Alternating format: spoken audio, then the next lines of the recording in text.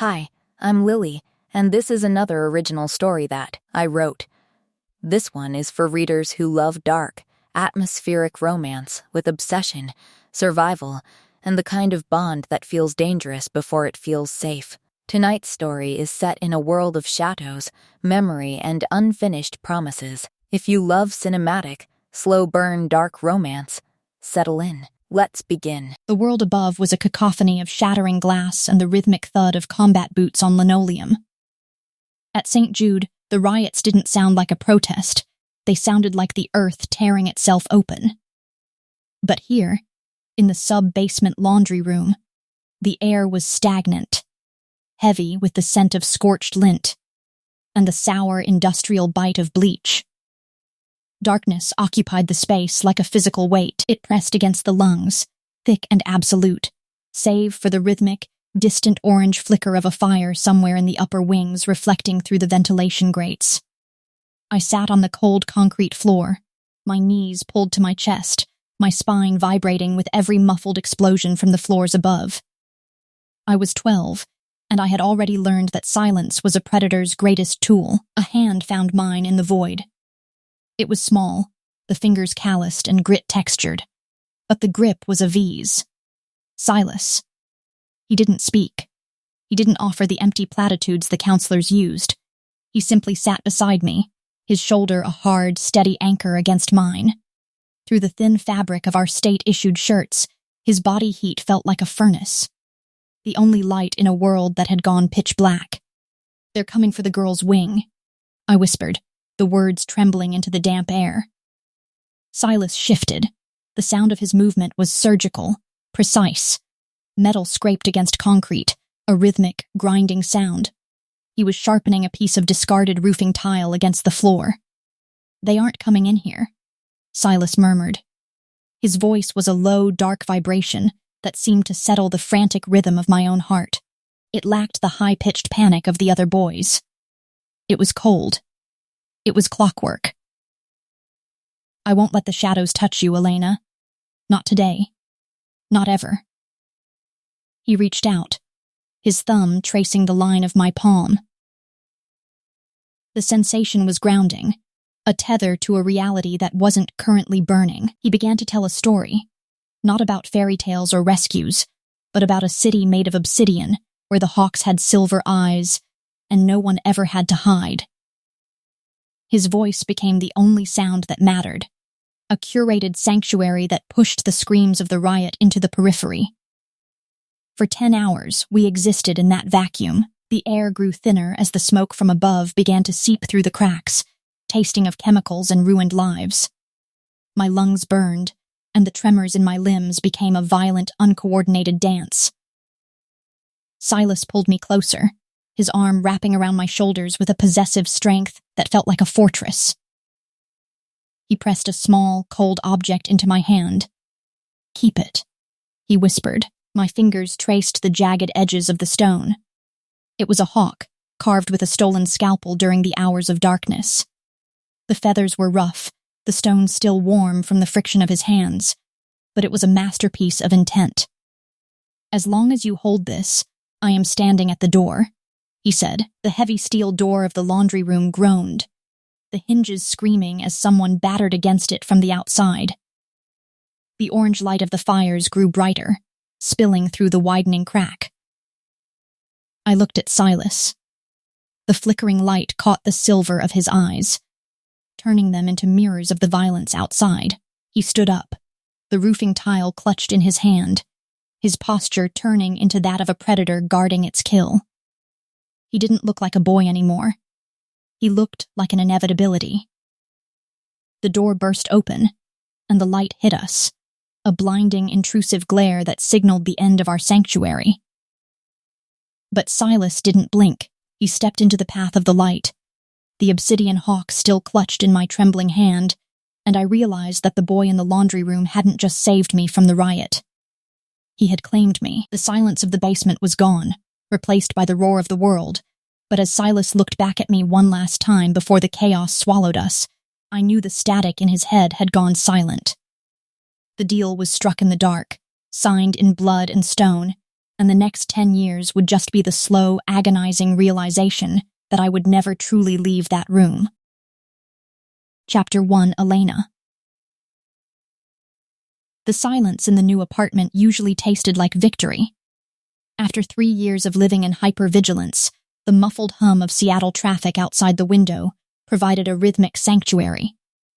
This space existed by my own choosing, located exactly 2,900 miles away from the humidity of Cincinnati and the suffocating gravity of Silas Vein. 14 years had passed since the Saint Jude sub-basement, but the air here was finally crisp, smelling of salt from the Puget Sound rather than the industrial bleach of my childhood.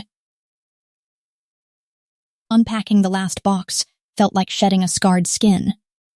My fingers brushed over the spines of textbooks, mostly clinical psychology and trauma studies, as I aligned them on the built-in mahogany shelves. The wood was cold under my palms, the grit of old dust still lingering in the crevices of the intricate molding. I moved a stack of journals to the third shelf, intending to fill the gap, when the air in the room suddenly turned into ice. There, perched between a copy of Jung and an empty glass vase, sat a small obsidian hawk. The stone was unnervingly smooth, polished to a mirror finish that swallowed the afternoon light. Every feather on its tucked wings was etched with surgical precision, a replica so perfect it could only have been born from a memory that refused to fade.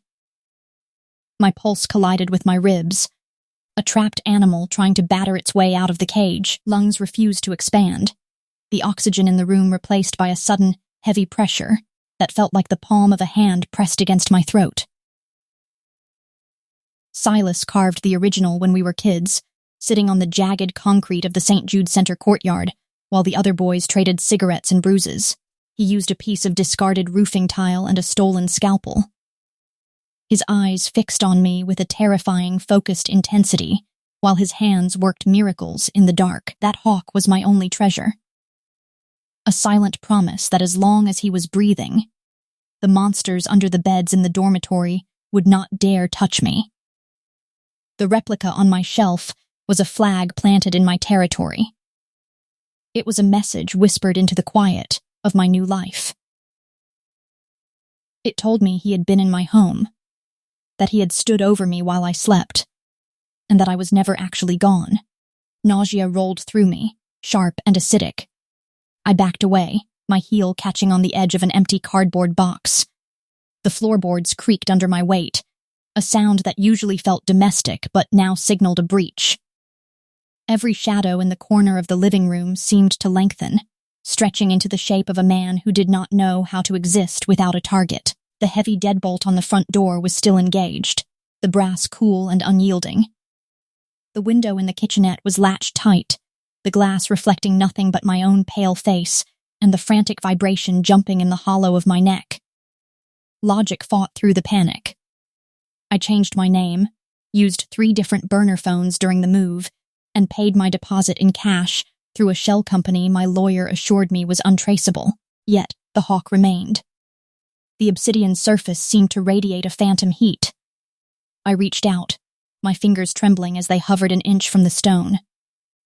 The memory of Silas brushed against my mind as a physical presence.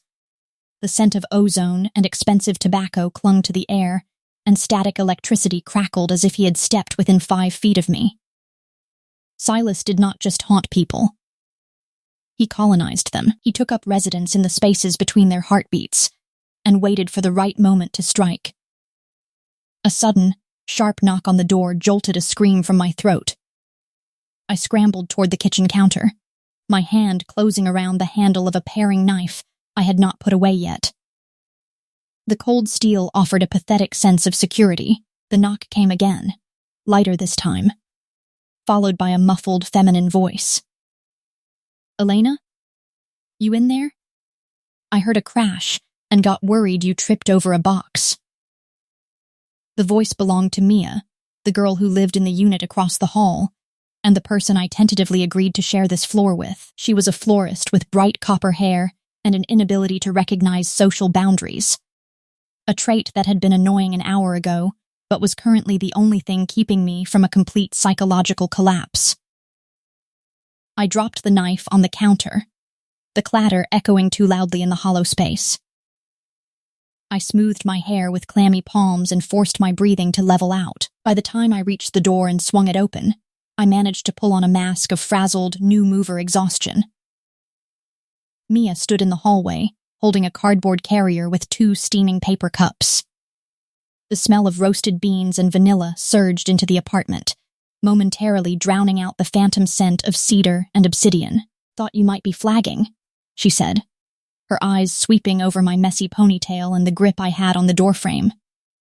"You look like you just saw a ghost, or maybe just the amount of bubble wrap you have to dispose of." I forced a laugh, but it came out as a brittle rasp. Just the bubble wrap. I thought I was done, but the boxes are breeding in the dark. She stepped inside without waiting for an invitation, her colorful skirt swirling around her ankles. She set the coffee on my small dining table and paused, her gaze drifting toward the mahogany bookshelf. "Wow," she murmured, moving closer. "That is a stunning piece. Did you pick that up at an estate sale?" The hawk was the center of her attention. My stomach did another slow, sickening flip. I followed her, standing close enough to see the reflection of her sweater in the polished black stone. "I do not remember where I got it," I lied, the words feeling like dry sand in my mouth. "Just an old heirloom." Mia leaned in, her nose inches from the obsidian feathers. "The detail is insane. It almost looks like it is breathing. Whoever made this was either a genius or a complete psychopath." A hysterical bubble of laughter rose in my throat, which I choked back into a cough. "He was probably a bit of both," I said, my focus fixed on the empty space Silas used to occupy in my periphery. Mia finally pulled away, handing me one of the coffee cups. The heat seeped through the cardboard, stinging my palms, but I welcomed the sensation. It reminded me that I was still here. I was still solid. "Listen, Marcus and I are going to a place called the Gilded Cage tonight to celebrate my birthday.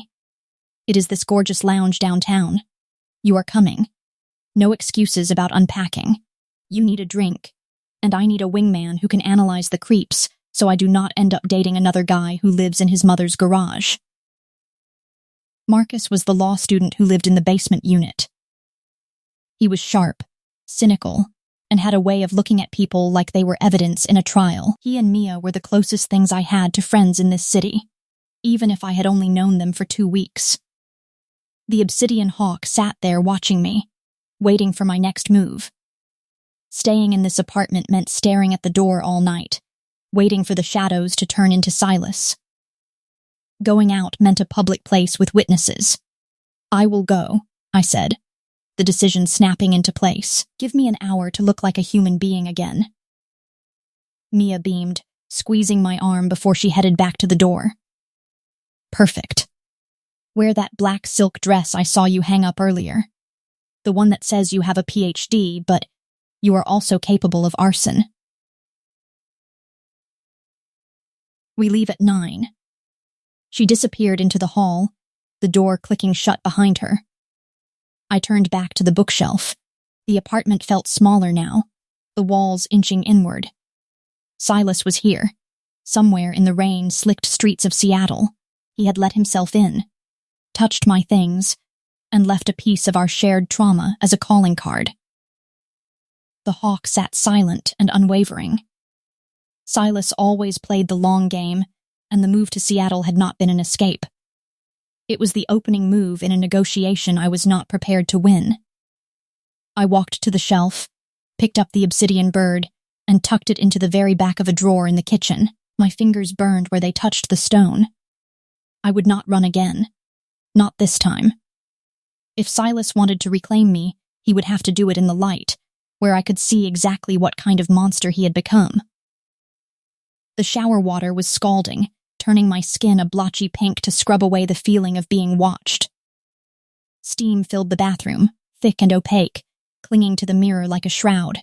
As I stepped out and wiped a circle in the condensation, I did not see a victim. I saw the girl who survived the Saint Jude riots. I saw the woman who studied the human mind specifically to build a cage for the one man who did not follow its rules. I pulled on the black silk dress Mia mentioned. The fabric was cool, sliding over my hips with a liquid hiss. It was provocative, but elegant, with a neckline that dipped just low enough to be a distraction. I applied dark eyeliner with a steady hand, my reflection looking back with a cold, focused determination. Tonight was not about a birthday. It was about baiting the apex predator. I grabbed my clutch, checked the weight of the small canister of pepper spray tucked into the lining, and walked out of the apartment. I avoided the kitchen drawer and the bookshelf. As I stepped into the hallway and the elevator doors slid shut, the temperature dropped. The scent of ozone and expensive tobacco trailed after me like a leash, a silent reminder that Silas Vane never truly let go of what he considered his. Chapter 2 Silas. The leather of the steering wheel was cool and unforgiving under my palms, much like the precision required to dismantle a city from the inside out. Outside the reinforced glass of the SUV, Seattle was a smear of charcoal gray and neon blue, weeping under a relentless drizzle that tasted of salt and impending change. Across the street, the third-floor window of the brick apartment building finally went dark. Elena was gone from the glass, but her presence remained etched into the thermal imaging on the tablet mounted to the dash. A small, radiant bloom of heat moved through the rooms I personally vetted for structural integrity and line-of-sight vulnerabilities. Every muscle in my neck pulled tight, a familiar biological feedback loop that only settled when she was within my perimeter. 2,900 miles was a mathematical distance, a desperate attempt by a woman who did not realize that gravity always pulls the moon back to the earth. She thought she was settling into a fresh start, a life defined by clinical psychology and the absence of monsters. But the world did not work on the merit system. The world was a series of overlapping predatory cycles, and I was simply the one at the top of the chain ensuring her link remained unbroken. A ghost of a memory flickered, uninvited but persistent. The basement laundry room at Saint Jude. The air back then was thick with the smell of scorched lint and industrial bleach, vibrating with the muffled screams of the riot echoing through the floorboards above. We were children, though that word felt too soft for the jagged reality of our existence. For 10 hours, the darkness was absolute, heavy enough to drown in. I reached out and found her hand in the void. Her skin was damp and trembling, her pulse a frantic, stuttering rhythm against my thumb. In that pitch-black silence, the mechanical clockwork of my brain clicked into place. The static that usually occupied the space where emotions were supposed to live went silent. For the first time, a flicker of a soul appeared, a heat that did not come from a heating vent. I whispered stories about obsidian cities and hawk-winged guardians until the sun broke through the high, barred windows. I spent the next decade turning those whispers into a physical reality. The tablet hissed, a notification from KL flashing in the corner. The Vane brothers were moving. They were the current stain on this city, a family of arrogant dock workers who graduated to high-level narcotics and human trafficking. They occupied the ports with a sloppy, violent incompetence that irritated my sense of order. They had no idea that I had not just come to Seattle to follow a woman. I came to clear a forest so the one flower I cared about could grow without being trampled. The driver's side window hummed as it lowered an inch, allowing the scent of ozone and wet pavement to cut through the sterile leather interior. A black silk dress. That was what she chose for tonight. The thermal signature showed her moving toward the door, her pace brisk and defiant. Elena did not just walk. She navigated. She moved with a calculated grace that suggested she was always preparing for the ground to disappear beneath her feet. She looked striking in the black silk. It highlighted the elegant curve of her spine and the sharp, intelligent line of her jaw. Details I memorized over years of silent observation. The front door of the apartment building swung open. Elena emerged, flanked by the girl with the copper hair and the boy who spent too much time looking at his own reflection in the law library windows. Marcus. The name tasted like copper in my mouth. He reached out, his hand hovering near the small of Elena's back, a casual gesture of familiarity that set the air in the SUV on fire. Grip tightened on the wheel until the leather groaned. Logic dictated that he was a non-threat, a civilian with a mediocre future, but the primitive part of my brain wanted to see his fingers crushed in a hydraulic press. I drew a long, slow breath, forcing the red haze to recede. Discipline was the only thing that separated a king from a butcher. She paused on the sidewalk, her head tilting back as the Seattle mist settled on her skin. For a split second, her head turned toward my vehicle. Even behind the 5% tint, her focus cut through the steel, demanding to know why the shadows followed her. She was smart. Too smart to believe in coincidences. The obsidian hawk on her shelf was a risk, a blatant intrusion that defied the 2-year silence I promised her. But she needed to understand that the truce was over. Seattle was no longer a vacation from me. It was the theater of war, and she was the only prize on the board. They stepped into a rideshare, the taillights of the sedan bleeding into the rainy dark as it headed toward downtown. I shifted the SUV into gear, the engine purring with a suppressed violence that matched the tension in my chest. Cale's voice crackled through the earpiece, sharp and mocking. The Vanes are expecting a meeting at the Gilded Cage. They think you are here to negotiate for a piece of the shipping lane. They have no idea you are actually there to pick up a date. I do not negotiate with insects, Kale, I murmured, the words falling flat and cold into the quiet cabin. I just decide where the border begins. Tell the security team at the lounge to tighten the radius. If Marcus so much as brushes against her, I want him removed from the premises before he realizes his feet have left the floor. The drive downtown was a blur of steel and glass. Every street corner passed was a data point, every alleyway a tactical exit. I was in this city for 6 weeks, and I already owned the plumbing, the power grid, and the men who guarded the gates of the wealthy. The Vanes were an old habit Seattle needed to kick, and I was the cold turkey they did not see coming. Arriving at the Gilded Cage, the valet did not even ask for a name.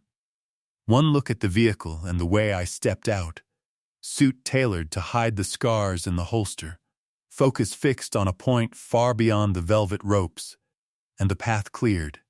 The scent of expensive gin and expensive desperation wafted out of the open doors. It was a playground for the elite, a place where people came to feel important while they drank away their anxieties. Elena was inside. The change in the atmosphere was a subtle electrification of the air that signaled her presence. She would be at a table, likely analyzing the body language of the crowd, her mind working through psychological profiles while the copper-haired girl drank too many martinis. She would feel me the moment I crossed the threshold. She was always able to sense the shift in the room whenever I arrived, a biological tether that did not care about our history of trauma or the miles she traveled to escape it. I was not here to ask for her hand. I was not here to beg for forgiveness for the man I became or the bodies I left in Cincinnati to keep her world quiet. I was here to claim the space she occupied. I was here to remind her that while she spent her life studying the human mind, I spent mine mastering the art of keeping the monsters at bay. Entering the lounge, the music was a rhythmic throb that pulsed in the floorboards. I ignored the bar and the Vane brothers sitting in the corner booth, trying to look like kings. Focus was a laser, cutting through the smoke and the strobe lights until it landed on the black silk dress and the woman who looked like she was made of moonlight and iron. Elena turned her head. Her pulse jumped in the hollow of her throat, a frantic vibration visible from across the room. The distance between us was 30 feet of crowded floor, and 10 years of buried secrets. The game was no longer a shadow play. The apex predator had stepped into the light, and I wanted to see if she would run, or if she would finally realize that the only person who could save her from the world was the one who had been holding her hand in the dark. Chapter 3, Elena. The bass of the music vibrated through the soles of my heels, a relentless thumping that matched the erratic rhythm of my heart. Inside the gilded cage, the air was a thick cocktail of expensive perfume, spilled gin, and the sharp, metallic tang of an overactive air conditioner. Golden light dripped from the chandeliers like liquid honey, illuminating the swirling smoke and the desperate, hungry faces of Seattle's elite. It was exactly the kind of place where people came to be seen, and yet remained entirely invisible. Mia leaned into my space, her copper hair glowing under the amber lights. She smelled like lily of the valley and the sweetened rim of a lemon drop martini. She shouted over the roar of the crowd, her hand gripping my bicep with playful force. "You are way too tense, Elena. It is my birthday, and you look like you are waiting for a medical emergency to happen. Drink your champagne." A smile felt tight and brittle against my face. The crystal flute in my hand was slick with condensation, the bubbles rising in a frantic, golden stream. The liquid was cold and sharp against my tongue, but it did nothing to settle the cold stone in the pit of my stomach. Across the small bistro table, Marcus nursed a neat bourbon, his jaw set in a line of perpetual judgment. He leaned back, his focus scanning the crowd with the detached curiosity of a prosecutor. "The decor is trying too hard," Marcus commented, his voice cutting through the noise with practiced precision. "High-end velvet paired with industrial concrete. It is the architectural equivalent of an identity crisis." "Are you okay, Elena? You have been staring at that exit sign for 10 minutes. The lie tasted like copper. "I am fine. I just need a moment to adjust to the noise." In reality, the noise was the least of my problems. My skin hummed, a frantic, high-frequency vibration that started at the base of my skull and trickled down my spine. It was a biological early warning system, a psychic ache absent for 2 years. In a room full of movement, a single pocket of absolute stillness occupied the VIP mezzanine. My head turned slowly, my body moving against its own will. Up there, framed by glass and steel, sat a man who did not belong in a lounge. He looked like a dark god carved from obsidian and shadow. His suit was a charcoal fabric, so matte it seemed to absorb the surrounding light, and his hands were folded over his knee with a terrifying, surgical poise. He was not talking. He was not drinking. He was simply existing, his presence a vacuum that pulled all the oxygen from the room. It was Silas. The champagne flute slipped from my fingers. It shattered against the concrete floor, a crystalline explosion that went entirely unnoticed by everyone but the 3 of us. Sharp shards of glass scattered across my shoes, and the pale gold liquid soaked into the hem of my black silk dress. "Elena." Mia jumped back, her eyes wide. "Oh my God, are you hurt?" Answering was impossible. Silas looked directly at me. The distance between the mezzanine and our table was 30 feet, but the intensity of his stare was a physical weight on my chest, a heavy palm crushing the breath from my lungs. His eyes were 2 frozen pools of silver, devoid of emotion and yet filled with a singular, burning intent. He did not blink. He did not move. He simply held me there, pinned to the spot like a butterfly under a collector's needle. Marcus stood up, his hand reaching for my shoulder. "Hey, your leg is bleeding. Let's get you to the restroom." His touch triggered a flash of pure, unadulterated panic. I flinched away from him, my heart a frantic warning against my ribs. "Don't." The word was sharper than the glass on the floor. Marcus blinked, his hand frozen in mid-air. The law student's face shifted from concern to confusion. "I just want to help, Elena. You have a cut." I ignored him, my focus locked on the man above us. Silas shifted, the movement so fluid it was almost invisible. He leaned forward, his elbows resting on the glass railing, and the temperature in the lounge seemed to plummet. That posture was familiar. It was the way he looked at the boys in the residential center before he broke their ribs. It was the way he looked at the world. A series of obstacles to be removed. The air around me turned into ozone and static. Every instinct, every lesson from trauma therapy and psychology screamed at me to run. I should have bolted for the alley door, disappeared into the Seattle rain, and never looked back. But my heels were anchored to the floorboards, my muscles locked in a state of paralysis. Silas was a predator, and I was the only thing in the room that mattered to him. Mia was babbling, her voice a distant buzz in my ears. "I'll get a waiter. Marcus. Watch her. She looks like she is going to pass out."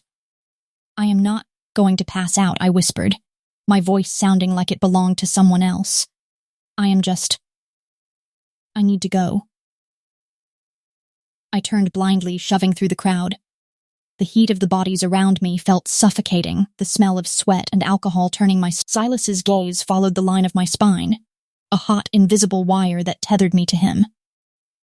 I reached the hallway leading to the restrooms and the back exits, the air here slightly cooler but no less heavy. The hallway was lined with mirrors, reflecting a woman in a black silk dress who looked like she was running for her life. I stopped at a sink, my hands trembling as I gripped the porcelain. The white marble was cold, a shock to my overheated skin. I splashed cold water on my face, the droplets stinging the small cut on my calf where the glass had nipped me. The door behind me clicked shut. The sound was soft, a tiny metallic snap that echoed like a gunshot in the small space. The air had changed. The smell of cedar, ozone, and expensive tobacco filled the room, a familiar scent that haunted my dreams for a decade.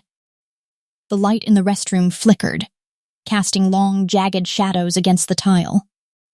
I stared at my own reflection, waiting for him to appear in the glass.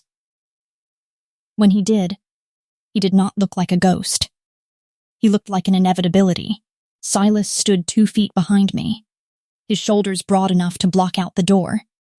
He was even more beautiful up close, his features sharpened by a cold, relentless intelligence.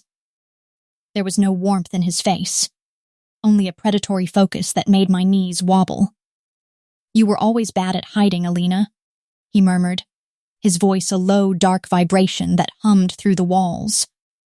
"Cincinnati, Chicago, Seattle, you could move to the moon, and I would still find the exact crater where you are sleeping." I gripped the sink until my knuckles turned white. "Why are you here, Silas?" "I left.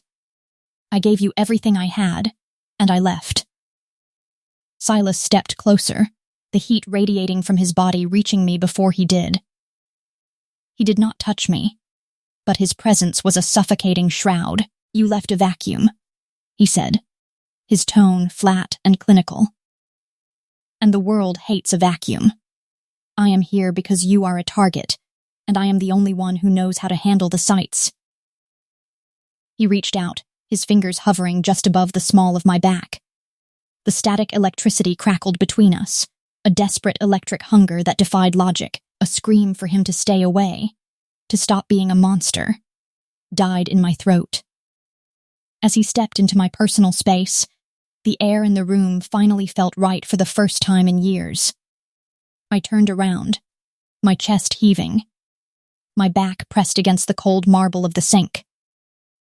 I looked up at him, my eyes tracing the jagged scar that ran from the corner of his jaw to his collarbone. Silas looked down at me, his silver eyes dark, with an obsession that bordered on madness. "Stay away from me," I whispered. Even as my body leaned toward his heat, Silas leaned in, his lips inches from mine, his breath warm against my mouth. "We both know that is a lie, Elena. You have been waiting for this prickle on your neck since the moment you crossed the state line." He did not kiss me. He simply stood there, a wall of iron and shadow, reminding me that I belonged to a world I could never truly escape. Chapter 4, Silas. The mezzanine of the gilded cage offered a tactical vantage point that usually served my need for oversight, but tonight it felt like a cage. Down on the main floor, the sea of bodies moved in a frantic, uncoordinated swarm, yet one person remained the singular anchor for my focus. Elena. She sat at a small table, the silk of her black dress shimmering under the amber chandeliers like an oil slick on water. Beside her, Marcus leaned into her personal space. His shoulder brushed against hers, a casual, civilian intimacy that triggered a jagged, electric surge of violence in the base of my skull. He whispered something into her ear, his lips far too close to the pulse jumping in her neck. My fingers curled into the mahogany railing, the wood groaning under a pressure that would have snapped bone. Every logical circuit in my brain commanded me to stay seated, to maintain the ghost-like distance I had cultivated for years. But the primitive core of me, the part that still lived in the basement laundry room of Saint Jude, wanted to leap over the glass and dismantle him in front of the crowd. Elena flinched. The movement was subtle, a microscopic withdrawal of her torso, but the tension in her jaw was visible from 30 feet away. She reached for her champagne flute, her movements stiff and guarded. The glass shattered against the floor, a crystalline explosion that signaled her internal collapse. When she stood and fled toward the hallway, I was already moving. I did not use the stairs. I used the private corridor that bypassed the kitchens, my boots silent on the industrial carpet. I entered the administrative wing of the club, a space I purchased through a blind trust the same day her lease in Seattle was signed. The door to my private office hissed shut behind me, sealing out the rhythmic throb of the bass and the smell of cheap ambition. The Vane brothers were already there. They stood near the floor-to-ceiling windows, looking out over the rain-drenched docks they thought they controlled. Julian was the talker, dressed in an over-the-top velvet blazer that smelled of clove cigarettes and sweat. His brother, Elias, was the muscle, a slab of a man with a broken nose and eyes that lacked the capacity for complex thought. They turned as I entered, Julian offering a smirk that did not reach his eyes. "Lane," Julian said, his voice a raspy grating against the silence of the room. "We heard you were in town, but we did not expect you to buy out our favorite watering hole. Seems a bit aggressive for a man looking to negotiate shipping rights." I did not answer him. I walked to the heavy oak desk where a map of the greater Seattle area lay spread out under a desk lamp. The light cast long, skeletal shadows across the topographical lines. I picked up a thick red marker, the scent of ink sharp and chemical. With a slow, deliberate motion, I drew a circle around a 12-block radius in the Capitol Hill district. I did not look up, but the stillness in the room grew heavy, suffocating. Julian's smirk faltered, his gaze dropping to the map. "What is that?" Julian asked, his tone losing its edge. "That is a dead zone," I murmured. My voice was a flat vibration, devoid of the rise and fall of normal human emotion. Within those lines, your business ceases to exist. No pickups, no drop-offs, no intimidation. If a single one of your associates enters that perimeter for anything other than grocery shopping, I will systematically erase every asset you have in this city. I will start with your warehouses and end with the people who share your last name. Julian let out a nervous, jagged laugh, glancing at Elias for support. "You are joking. That is our primary distribution corridor. You cannot just cut a hole in the map because you bought a club." I finally lifted my head, the red light from the security monitors reflected in the polished surface of my eyes. A cold, metallic stare that halted Julian's breathing. I stepped around the desk, moving into his personal space. I did not touch him, but the air between us turned into ozone. The scent of cedar and expensive tobacco on my suit seemed to overwhelm the clove and sweat of the man in front of me. "I do not make jokes, Julian. I make corrections," I said. "There is a girl living in that circle. She is the only reason I have not already burned your docks to the waterline. If you breathe in her direction, if you make her feel even a microscopic amount of the discomfort you are feeling right now, I will show you exactly why they call me a ghost. You will not see me coming, but you will feel the air leave your lungs." Julian paled, the blotchy red of his skin turning a sickly gray. He backed away, his heel catching on the edge of the rug. Elias moved his hand toward the holster under his arm, a clumsy, slow-motion gesture. "Don't," I whispered. The word was not a threat, it was a clinical observation. "If that gun leaves the leather, you will be dead before you hear the click." Elias froze. His hand trembled, hovering over his chest, his eyes wide and glassy with a sudden, overwhelming realization of his own mortality. They were predators in this city, but they were local. They were used to shouting and posturing. They were not used to the vacuum of a man who did not feel the adrenaline they relied on to survive. "Get out," I commanded. They did not argue. They shuffled toward the door, their movements frantic and uncoordinated. As the door clicked shut, I returned to the map. I traced the red line with my thumb, the paper slightly grit-textured under my skin. I was building a fortress, a curated world where the shadows would not reach her. But I knew Elena. She would see the walls. She would hate the hand that built them. A chime on my phone broke the silence, a message from the security feed in the hallway. Elena was in the restroom area. I left the office, my pulse remaining steady, a clockwork rhythm that never betrayed the hunger gnawing at my gut. I found her in the narrow hallway, lined with mirrors. The lighting here was soft and flattering, designed to hide the flaws of the wealthy. But Elena had no flaws. She was a masterpiece of iron and moonlight, her black silk dress clinging to her curves like a second skin. She was splashing water on her face, her hands trembling. The droplets clung to her eyelashes as her chest heaved in the struggle for oxygen.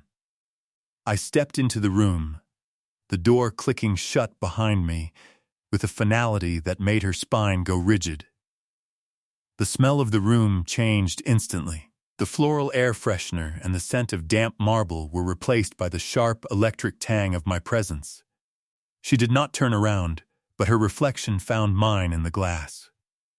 "You were always bad at hiding, Elena," I murmured. My voice sounded like a dark hum through the tile. She gripped the edge of the porcelain sink until her knuckles turned white, her expression in the mirror a mix of terror and a desire she had not yet admitted to herself. "Why are you here, Silas?" she whispered. I stepped closer, the heat radiating from my body, bridging the gap. I wanted to reach out and touch the jagged scar on my own jaw, a reminder of the night I decided the world did not deserve her. I wanted to wrap my hands around her waist and pull her back against me until our heartbeats synchronized. "You left a vacuum," I said, my tone remaining flat, "and the world hates a vacuum. I am here because you are a target, and I am the only one who knows how to handle the sights." I hovered my hand over her shoulder, the static electricity crackling between us. She shivered, a visible tremor that started at her neck and ended at her heels. "Stay away from me," she said, though her body leaned back, seeking the very heat she claimed to reject. I leaned down, my lips an inch from the shell of her ear. I could smell the vanilla on her skin and the copper of the small cut on her leg. The hunger in my gut turned into a roar, a desperate need to claim every inch of her. "We both know that is a lie, Elena," I whispered. "You have been waiting for this prickle on your neck since the moment you crossed the state line. You do not want a normal life. You want to be safe, and I am the only monster who can provide that. I didn't touch her. Not yet. I wanted the tension to simmer, to burn until she was the one reaching through the bars of the cage I had built for her. But as I turned to leave, her breath hitched, a sharp, ragged sound that broke the clinical silence of the corridor. I stopped. I pivoted back, my movement a blur that caught her off guard. Before she could exhale, I stepped into her shadow, my chest a hair's breadth from hers. I didn't use my hands. I used my presence, crowding her against the cold marble sink until the porcelain bit into her lower back. You think your textbooks have a name for this, Elena? I murmured, leaning down until my nose brushed the shell of her ear. The scent of vanilla was a physical assault on my discipline. Is it transference? Or is it just the fact that you only feel alive when the monster is close enough to bite? Her hands came up, not to shove me away, but to rest against my chest. Her fingers curled into the charcoal wool of my blazer, her knuckles white. I could feel her heart, a frantic, uncoordinated thumping that vibrated through my own ribs. It was the only rhythm in the world that mattered. I lowered my head, my lips tracing the sensitive line of her throat without making full contact. The static electricity between us was a living thing, a thick, suffocating heat. I felt her head tilt back. Her pulse thrashed against the hollow of her neck, offering herself up to the very danger she claimed to hate. I was an inch from her mouth. The oxygen in the narrow hallway felt like mercury, heavy and toxic. I could have taken her there, against the mirrors and the marble, and erased the last 2 years of silence with a single choice. Instead, I gripped the edge of the sink on either side of her, my knuckles grazing her hips. I held her in that vacuum of almost until her eyes fluttered open, dark and hazed with a hunger she couldn't diagnose. 30 days, Elena. I whispered against her lips, the heat of my breath mingling with hers. Try to remember how to breathe without me. Because when the month is over, I'm not asking for permission anymore. I pulled back, the sudden absence of my heat making the hallway feel like a tomb. I walked away without looking back, leaving her trembling against the sink, the scent of ozone and expensive tobacco, the only thing left to anchor her to the room. I drew the circle. Now, I just had to wait for her to realize she was the queen of the fortress I was building out of the wreckage of this city. Chapter 5, Elena. The elevator descent felt like a countdown to an explosion. Every floor number that ticked by on the digital display was a second closer to the inevitable collision. Mia and Marcus stayed behind at the bistro table, safely insulated by the noise of the crowd and another round of drinks. They did not understand the psychological anatomy of the silence that just occurred in the hallway. They had not smelled the ozone or felt the gravitational pull of a man who refused to stay dead. The doors slid open to the subterranean parking level. The air here was damp, heavy with the scent of wet tires, motor oil, and the lingering chill of the Seattle night.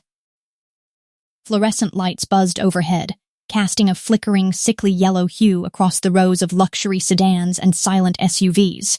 Silas was walking toward a blacked-out vehicle, his stride measured and hauntingly familiar. He did not look back. He did not have to. He knew exactly where I was, just as he had always known. The anger that had been simmering in my gut since I found the obsidian hawk finally boiled over, turning into a scalding, reckless heat. Silas, I shouted, the name echoing like a gunshot against the concrete walls. He stopped. The movement was instantaneous, a total cessation of motion that suggested he was part of the architecture itself. He turned slowly, his face half shrouded in the jagged shadows. The silver of his eyes caught the flickering light, looking more like polished metal than human tissue. I stormed toward him, my heels clicking a frantic rhythm against the oil-stained pavement. You do not get to do this. You do not get to buy a club, stalk my friends, and leave threats on my bookshelf. I spent 3 years scrubbing your fingerprints off my life. 3 years, Silas. I reached him, my chest heaving, my hands balled into trembling fists at my sides. Up close, the sheer physical gravity of him was suffocating. He stood a head taller than me, a wall of charcoal wool and muscle that seemed to radiate a cold, electric energy. You are cage-keeping me, I spat, my voice cracking with the weight of my frustration, like I am some prize you won in Cincinnati. I am a person. I have a life. I have a job. I have friends who do not have body counts. Silas did not apologize. He did not offer a defense. He simply stepped forward, a sudden movement that bridged the gap between us before I could draw another breath. His hand shot out, his fingers closing around my waist with a grip that was firm but not painful, and he propelled me backward until my spine collided with a cold, grit-textured concrete pillar. The impact jolted the air from my lungs. He followed me, his body pinning mine against the stone, his palms flat on the pillar on either side of my head. The world narrowed down to the scent of cedar, expensive tobacco, and the terrifying magnetic heat of his skin. I gave you 2 years of silence, Elena, he murmured. The words were a low vibration that hummed through the concrete and into my marrow. His face was inches from mine, his features carved with a surgical, merciless beauty. 2 years where I stayed in the dark. 2 years where I watched you try to play house with people who would not know how to protect you if the sky started falling. His gaze dropped to my mouth, then tracked up to my eyes, holding me captive in a stare that felt like an interrogation. You did not use that time to live. You used it to run. You crossed a state line and thought a new zip code would change the fact that you belonged to the world I built. I reached up, my palms slamming against his chest, intending to shove him away. Instead, my fingers curled into the fine fabric of his shirt. The steady, rhythmic thud of his heart beat against my skin, a clockwork precision that mocked my own frantic pulse. I do not belong to you, I hissed. Even as the traitorous electricity in my veins began to sing, Silas leaned in, his lips grazing the sensitive skin just below my ear. A shiver exploded down my spine, a violent, unwanted bloom of desire that made my knees turn to water. His breath was warm, smelling of peppermint and the cold night air. I know the rhythm of your heartbeat better than the man who gave you your first stethoscope, he whispered. I know exactly how much pressure it takes to make you stop breathing, and exactly how much it takes to make you start again. His mouth moved to the hollow of my throat, his lips brushing against the pulse point that was jumping like a trapped animal. The sexual tension between us was a living thing, a thick, suffocating shroud that made the air in the garage feel like it was made of mercury. It was an angry, desperate heat, a collision of decade-old trauma, and the primal, undeniable magnetism that had fused us together in the laundry room of Saint Jude. He looked up, his face a mask of possessive hunger. For a second, the mask of the sophisticated businessman vanished, replaced by the monster I studied in every psychology textbook I owned. The line between hate and need blurred into a single, jagged streak of fire. I wanted to scream at him, to bite him, to pull him closer until our skin fused. We almost crossed it. The boundary I had fought so hard to maintain for 10 years began to crumble under the sheer weight of his proximity. My head tilted back against the concrete, my eyes fluttering shut as his hand slid from the pillar to the nape of my neck, his thumb tracing the line of my jaw with a terrifying tenderness. Then, the sound of a distant car door slamming echoed through the level. The reality of where we were, of who he was, slapped me across the face like a bucket of ice water. The shame was a sharp, acidic sting in my chest. I shoved against his chest with every ounce of strength I had.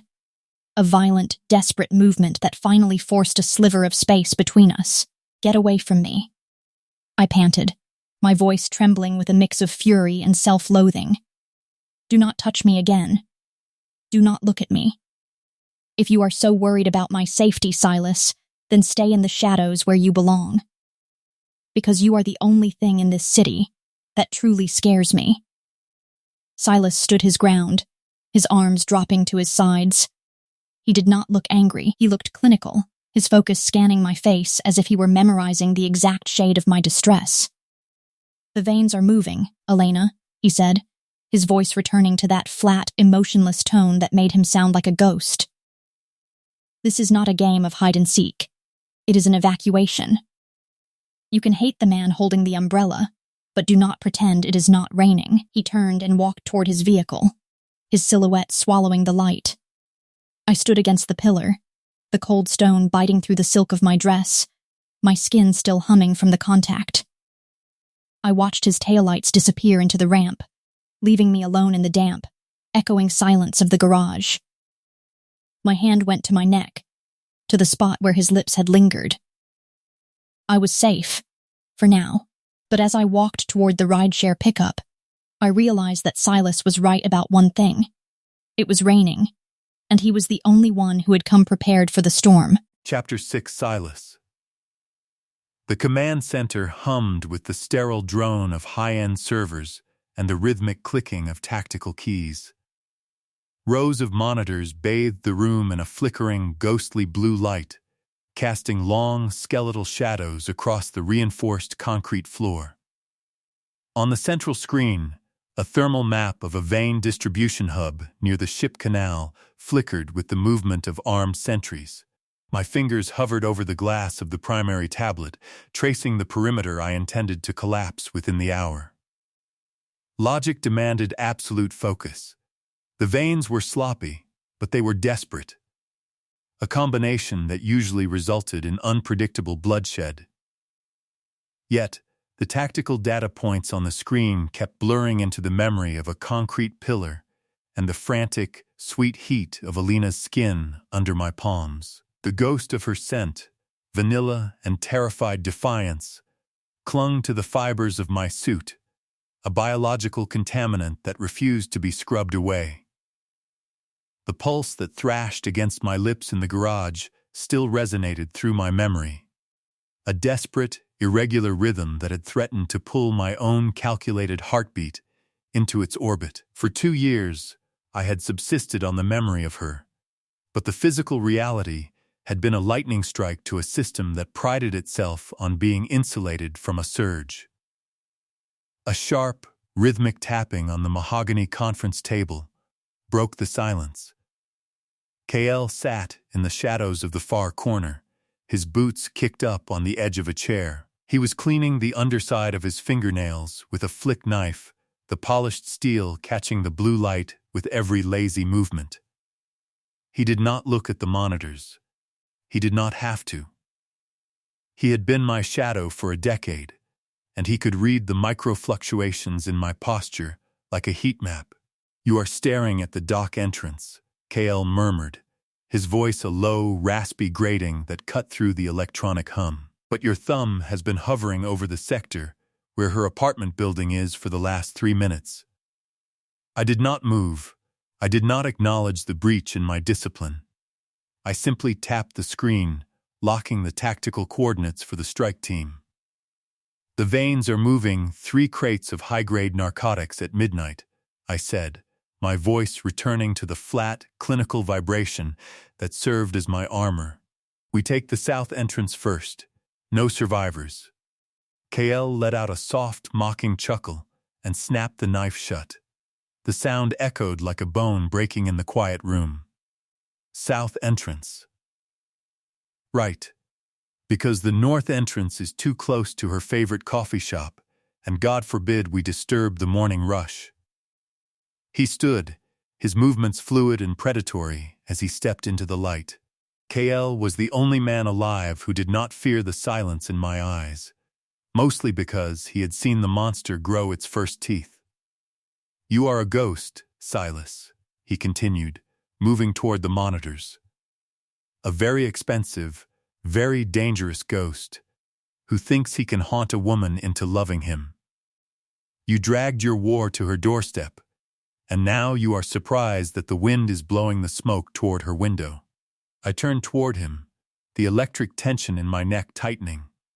My hands gripped the edge of the console until the metal groaned. I am ensuring she has a city worth living in, KL. KL did not flinch. He leaned against the server rack, the smell of ozone and gunpowder rising from his jacket. No, you are making her the center of a bullseye. The Vanes are not going to fight you in the streets. They are too small for that. They are going to find the one thing that makes your heart skip a beat, and they are going to squeeze it until you crawl.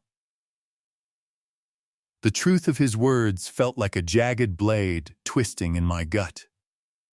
By following her, by claiming this territory as a sanctuary for her, I had inadvertently painted her as my primary vulnerability. Every rule I built my syndicate on, anonymity, detachment, surgical distance, had been burned to ash the moment I pinned her against that pillar. The thermal bloom of the Vane hub seemed insignificant on the screen. My vision tunneled into the realization that my current pace was too slow. I was playing a game of chess while the house was on fire. "Accelerate the timeline," I commanded, the words falling cold and heavy into the room. I want the Vane warehouses hit tonight, not just the hub, every point of sale, every hideout, every name associated with their ledger. I want them so busy burying their dead that they forget how to pronounce her name. KL's eyebrows rose, a flash of genuine surprise breaking through his cynical mask. "That is a total war footing, Silas. You will violate the council agreements. You will turn the entire underworld against us by morning. The council does not live in this city." "I do," I said, stepping closer to him until the air between us sparked with suppressed violence. "I will break every rule of the underworld to ensure she remains untouched. I will burn the docks, I will salt the earth, and I will dismantle anyone who so much as thinks about her as leverage. Do you understand?" KL searched for the man who used to operate on pure logic. He did not find him. He found the protector from the Saint Jude basement, the boy who had realized that a flicker of a soul was worth more than an empire. He gave a sharp, single nod and reached for his radio. "I will notify the teams. We are going to need more body bags." I turned back to the window. Outside, Seattle was a sprawling grid of lights and shadows, weeping under the relentless rain. Somewhere in that maze, Elena was trying to sleep, trying to believe that the world was as simple as the psychology books she studied. She wanted space. She wanted to believe that her life belonged to her. But as the first strike team vehicles peeled out of the garage below, their headlights cutting through the dark like searchlights, I knew the space I had given her was a luxury we could no longer afford. The war had not just arrived. I had invited it inside, and now I would have to be the one to finish the dance. My hand went to my jaw, tracing the line where the scar met my collarbone. I remembered her touch from 2 years ago, the only thing that had ever made the static in my head stop. I would make the world quiet for her again, even if I had to kill every living soul in Seattle to find the silence. Chapter 7, Elena. The Harbor Light Community Center smelled of floor wax, industrial grape juice, and the lingering dampness of 20 children arriving from the rain. It was a chaotic, loud, and vibrantly human environment. The perfect antidote to the sterile, calculated world of Silas Vane. I sat at a low plastic table designed for toddlers, my knees cramped and my fingers stained with blue washable marker, helping a 10-year-old named Leo navigate a math worksheet. Leo was small for his age, with oversized glasses and a defensive hunch to his shoulders. He did not talk much, but the way he gripped his pencil recalled a boy I once knew, who used a stolen scalpel to carve birds into roofing tiles. A familiar, haunted stillness lived in Leo's eyes, the kind that only grows in the soil of neglect and survival. "You skipped number 4, I murmured, tapping the paper. "It is just long division, Leo. It is not trying to hurt you." Leo did not look up. He just tightened his grip on the pencil until his knuckles turned a ghostly white.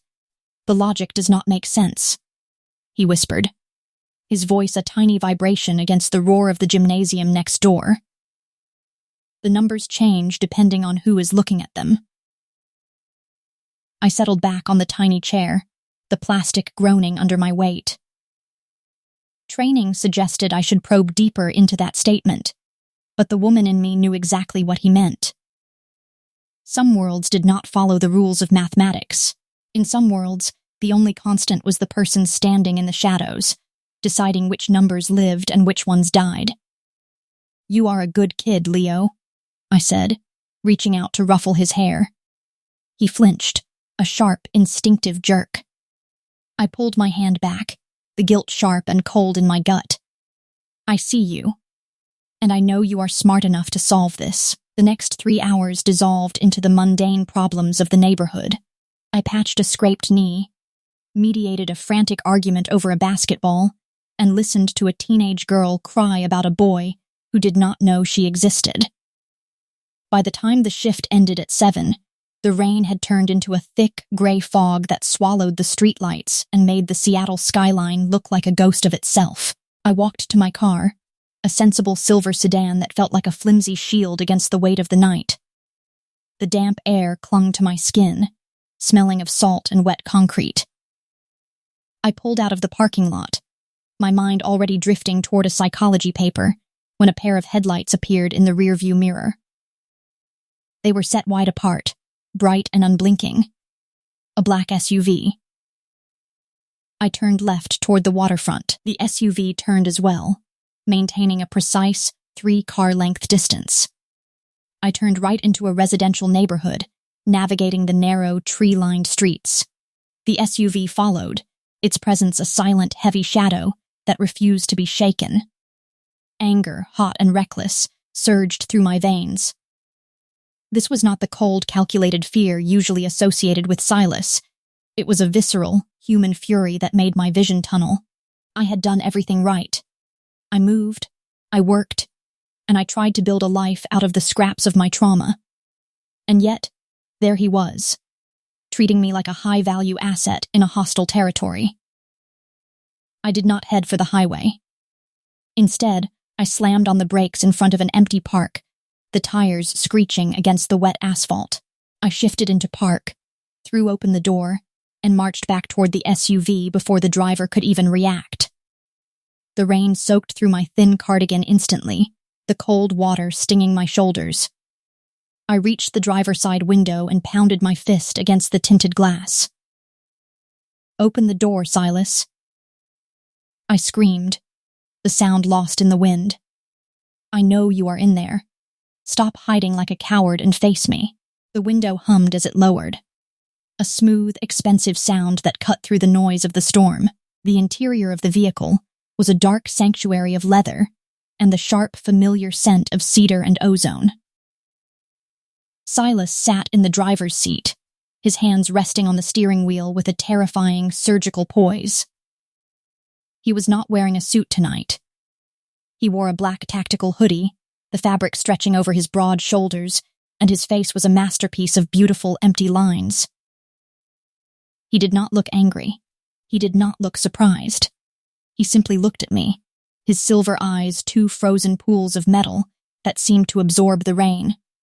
"It is 7:15 on a Friday, Elena," he murmured, his voice a low, dark vibration that made the air in my lungs feel heavy. "You should be at home with your roommates, eating mediocre Thai food and pretending the world is a safe place." I leaned into the window, my hair dripping water onto the pristine leather interior. "You do not get to tell me where I should be. I am tired of the shadows, Silas. I am tired of the hawks on my shelves and the SUVs on my tail. If you want to watch me, then do it in the light." Or better yet, go back to Cincinnati and find someone else to haunt. Silas shifted, a slow, predatory movement that brought his face inches from mine. Microscopic flecks of gray lived in his eyes, and his pupils remained dilated despite the bright headlights of my car. The sexual tension between us was an electric current, a thick, suffocating heat that defied the freezing rain. "The Vanes hit a warehouse tonight," he said, his tone flat and devoid of emotion. "They are messy, desperate, and they think you are my wife. Do you understand the implications of that, Elena? In their world, that makes you a currency. And I am the only one who knows the exchange rate." I gripped the edge of the door, my knuckles aching. "I do not care about the Vanes. I care about my life. I care about the fact that I cannot breathe without feeling your fingers on my neck." Silas reached out, his hand moving with a speed that made me gasp. He did not grab me. He simply touched the damp hair sticking to my forehead, his fingers cold and steady. The contact sent a jolt of pure, unadulterated desire through my body, a treacherous, aching need that made my knees wobble. "You hate me," he whispered, his thumb tracing the line of my jaw with a terrifying tenderness. "And you want me. Those two things are starting to look exactly the same, aren't they?" I wanted to spit in his face. I wanted to call him a monster, a psychopath who did not know the first thing about love or humanity. But as I looked into those vacant silver eyes, the truth hit me. I did not know how to exist in a world where he was not the predator guarding the door. Desire for him was a sickness, a biological tether forged in the basement of Saint Jude and tempered by a decade of his obsession. It was a jagged, bleeding thing that made the space between us feel like a magnetic field. "Get away from me," I panted, my voice sounding like a plea rather than a command. Silas pulled his hand back, the silence in the SUV returning to its sterile, clinical state. "Go home, Elena. Lock the door. Marcus is in the basement unit, and there are 3 men you will never see standing on the roof of the building across the street. Sleep well." He hit a button, and the window slid back up, sealing him away in his dark, obsidian world. I stood on the wet pavement, the rain pouring down my back, watching the SUV pull away with a silent, lethal grace. My knees finally gave out, and I slumped against the side of my car, my chest heaving as I fought for oxygen. The realization hit like a physical blow, sharper than the cold and heavier than the fog. Hate and desire were no longer 2 separate entities.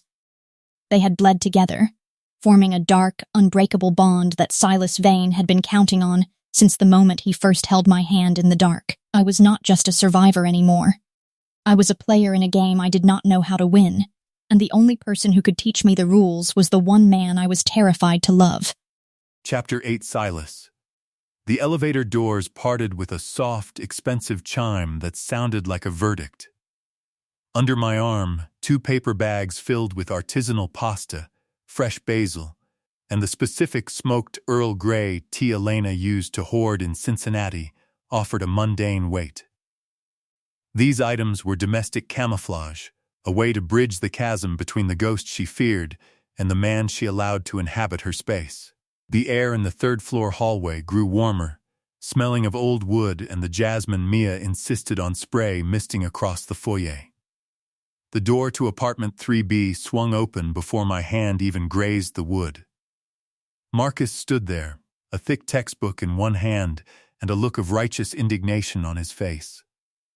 He blocked the threshold, his chest puffed out in a display of primate bravado. "You cannot just keep coming here," Marcus began, his voice high and straining for authority. "I am calling the landlord. This is harassment, and I have already documented." My head tilted a fraction of an inch to the left. I moved into his personal space, the scent of cedar and the cold metallic tang of my world bleeding into his curated academic sanctuary. I did not reach for the holster at my hip. I simply leveled a stare at him, a flat, unblinking gaze that stripped away his law school theories and forced him to confront the biological reality of an apex predator. The documentation will be the only thing left of you if you finish that sentence, Marcus, I murmured. The words were a low, dark hum that seemed to vibrate in the floorboards. The door is open. Move. The boy's throat clicked as he swallowed hard. The righteous fire in his eyes died instantly, replaced by the glassy, dilated pupils of a man who just realized he was standing in the path of a tidal wave.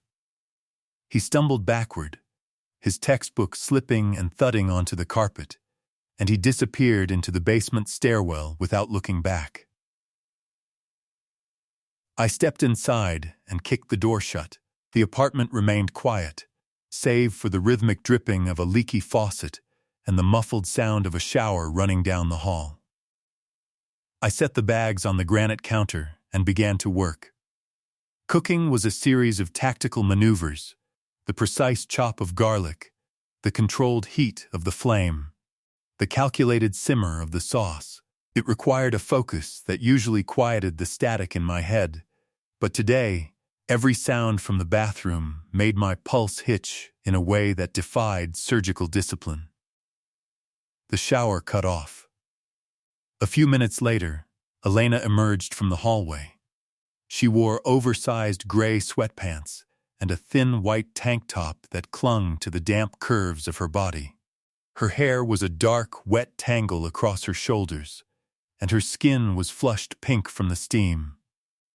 She stopped at the edge of the kitchen, her grip tightening on the doorframe. The air in the room instantly turned into mercury. The domesticity of the simmering sauce and the scent of tea clashed violently with the electric, jagged tension that always sparked whenever we occupied the same four walls. "You are making a habit of breaking and entering, Silas," she said. Her voice was a raspy whisper, lacking the bite she showed in the parking garage. I did not break anything. "Marcus was kind enough to let me in," I said, my voice remaining level as I stirred the pasta.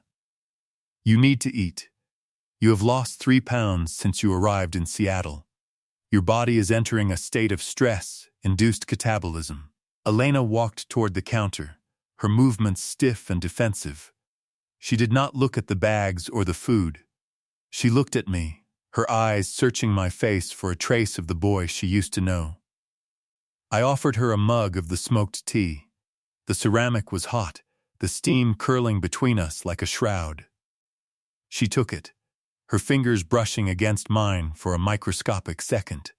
A jolt of pure, unadulterated hunger scorched through my veins, a desperate need to drop the wooden spoon and pull her across the island until she was pinned under me. I forced my hand to remain steady. "Why do you do this?" she asked, her voice trembling as she took a sip. "The grocery shopping, the cooking, the pretending that we are just two people who are not drowning in blood and secrets. Because for 10 hours in a basement laundry room, you were the only thing that kept the world from ending," I said. I turned off the burner and faced her, the heat of the stove at my back. "And because I am tired of being a ghost, Elena. I want to be the one holding the umbrella." I leaned over the counter, closing the distance until the golden flecks in her hazel eyes became clear. The sexual tension was a physical weight, a thick, suffocating heat that made the oxygen in the kitchen feel thin. I wanted to reach out and trace the damp line of her collarbone, to feel her heartbeat battering against my palm. "I am here to negotiate," I murmured. Elena let out a brittle, sharp laugh. "Everything with you is a negotiation, Silas. What is the price this time?" "1 date," I said. "A real night. No running. No psychological profiling. Just you and me. We go to a dinner I have arranged, and we talk. If you give me that, I will pull back the visible guards for an entire month. No SUVs. No men on the roof. You get the illusion of the normal life you crave so much." She gripped the mug, her chest heaving as she fought with the offer. She hated the cage, but she was smart enough to know that a month of freedom was a high-value currency. "A month?" she whispered, her gaze dropping to my mouth. 30 days of silence, I promised. I reached out, my thumb grazing the soft, heated skin of her wrist. Her pulse was a frantic, erratic drumbeat. But if you run, Elena, the guards do not just come back. They move inside the apartment. The silence that followed was heavy, smelling of basil and the lingering scent of her shower. The gears turned behind her eyes, the survivor calculating the risk against the reward. "Fine," she finally said, her voice dropping into a defiant low. "One night. But I choose the dress. I would not have it any other way," I said, a dark sense of victory blooming in my chest. I plated the food and set it in front of her. We ate in a silence that was not peaceful. It was a simmering, electric truce. Every time her fork clinked against the porcelain, every time she shifted in her seat, the tension in the room ratcheted up another notch. I was the monster who carved her a hawk, and she was the only woman who knew that the monster was actually a cage for a boy who never learned how to say goodbye. I had the date.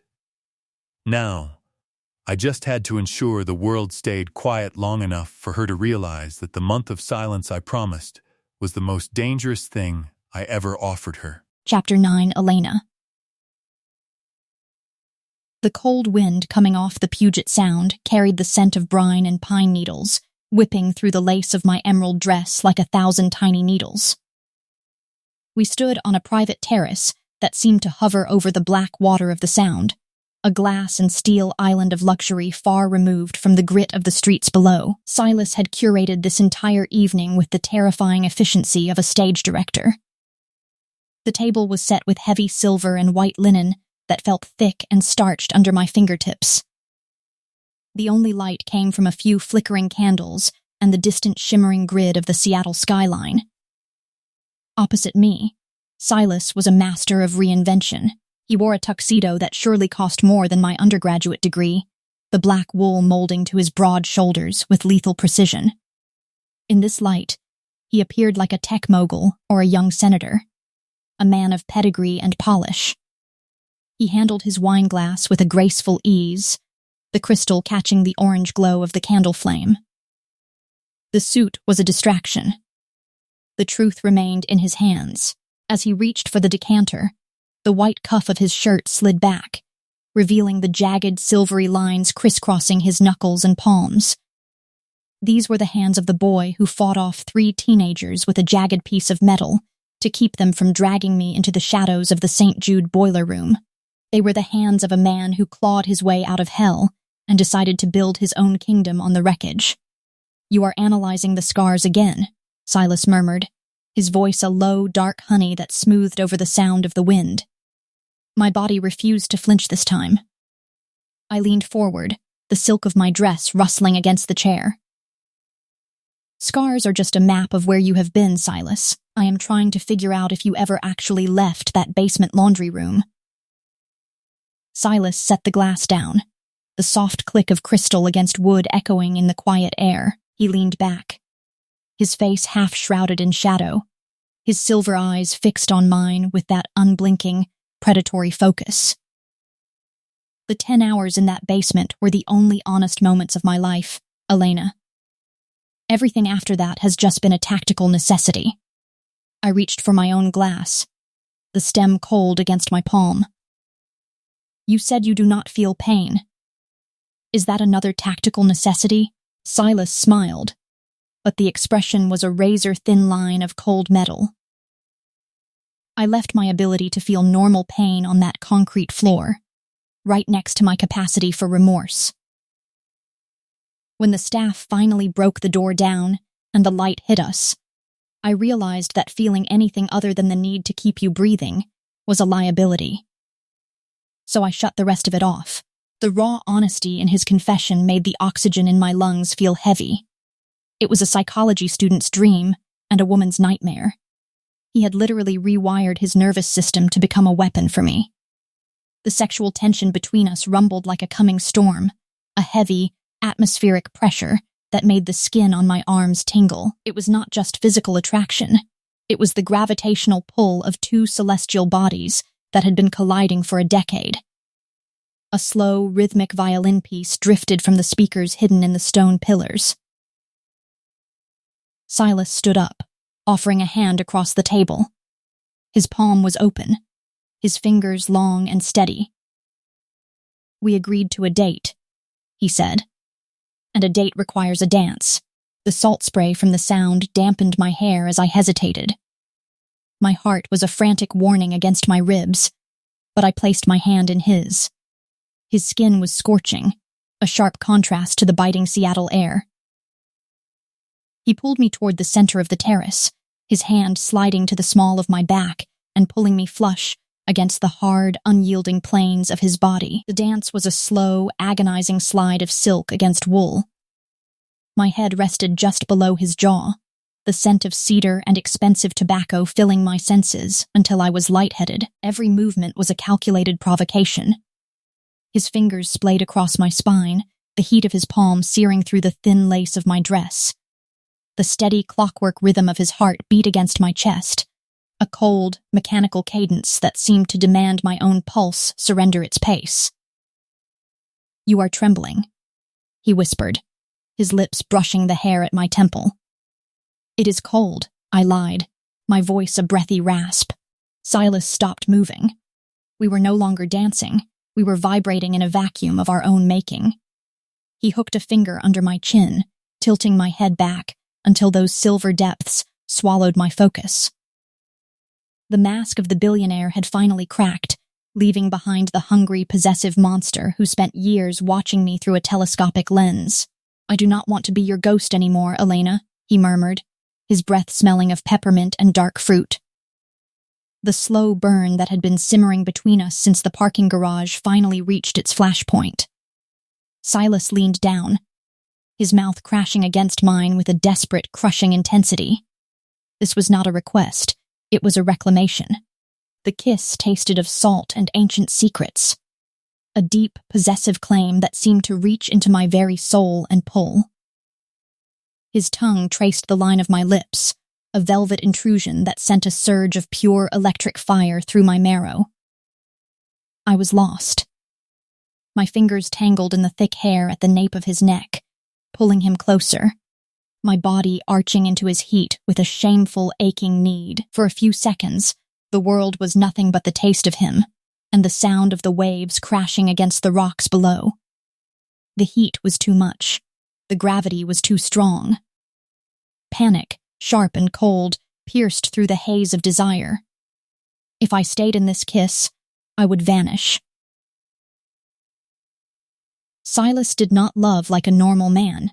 He consumed. He would wrap his wings around me and pull me into the dark until there was nothing left of the woman who had tried to build a life in Seattle. I shoved against his chest, my breath coming in jagged, panicked gasps. The silver light of the terrace felt blinding. "No," I panted, stumbling back until my calves hit the stone railing. Silas stood in the center of the terrace, his chest heaving, his silver eyes dark and turbulent. He did not move toward me, but his presence was still a suffocating weight. "You are terrified," Silas said, his voice returning to that terrifyingly calm vibration. "Because for the first time in 3 years you did not feel like a survivor. You felt like you were home." "I am not home," I hissed, my hands shaking so hard I had to grip the railing to stay upright. "I am a target. And you are the one who painted the bullseye." I turned and ran for the elevator, the emerald lace of my dress snagging on a stone planter. I did not look back. I could not. As the doors slid shut and I leaned against the polished wood, the burn of his lips remained on mine. Silas Vane had not just kissed me. He had branded me. And the month of silence he promised was just a countdown until the world exploded. Chapter 10 Silas. The feed on my tablet flickered once before the signal from the Harbor Light Community Center dissolved into digital static. Heartbeat ceased its rhythm for a single, agonizing second before resetting into a cold, lethal cadence. The Vane brothers made their choice. They crossed the red circle, They mistook 30 days of silence for a weakness in the wall. I did not wait for the strike team. I did not need heavy artillery or the tactical noise of a dozen men. I threw the SUV into gear, the tires screaming against the asphalt as I tore through the Seattle fog. The veins were sloppy, but they had been clever enough to use a hijacked municipal ambulance to bypass my outer sentries, a Trojan horse that bought them the 5 minutes of chaos they needed to breach the doors. The scent of ozone in the cabin was sharp, mixing with the metallic tang of the carbon steel folding knife I drew from the center console. The community center came into view, a brick sanctuary marred by shattered glass and the unnatural glow of a van's high beams. The air outside was damp, thick with the smell of scorched rubber and the high-pitched ringing of a fire alarm. I ignored the front door and slid through a side basement window loosened weeks ago for this specific contingency. The interior was a graveyard of childhood innocence. Plastic chairs lay overturned. A puddle of industrial grape juice spread across the floor wax like a dark omen. Shouting echoed from the gymnasium, harsh voices that stank of adrenaline and amateurism. The veins were scavengers, not predators. A sentry stood by the hallway lockers, his back turned as he fumbled with a jammed handgun. I offered no warning. I stalked forward, boots silent on the linoleum. My left hand clamped over his mouth while the blade in my right found the soft tissue beneath his chin. Resistance was minimal. He lowered to the floor, his life spilling out in a silent, hot rush against my knuckles. Guns were too loud, too impersonal. They created a distance I refused to grant them. They touched her world, so I would touch theirs. I moved through the corridors with surgical efficiency. Another man emerged from the cafeteria, a shotgun leveled at nothing. I did not break stride. I pivoted, the momentum of my body carrying the blade through the tendons of his wrist. The shotgun clattered to the floor. Before he could scream, my palm drove into his nose, the bone splintering upward. He collapsed. I was already shifting toward the back offices where the children were usually gathered. The heavy oak door to the storage room was barred from the inside. Outside it, Elias Vane stood with a crowbar, his face contorted with a frantic, desperate rage. He was sweating, the smell of his fear filling the narrow hallway. "Silas," he gasped, the flickering fluorescent light catching his wide eyes. "You are supposed to be." I did not let him finish. I lunged, my hands closing around his throat with a grip that defied biology. We hit the wall together, the drywall cracking behind his head.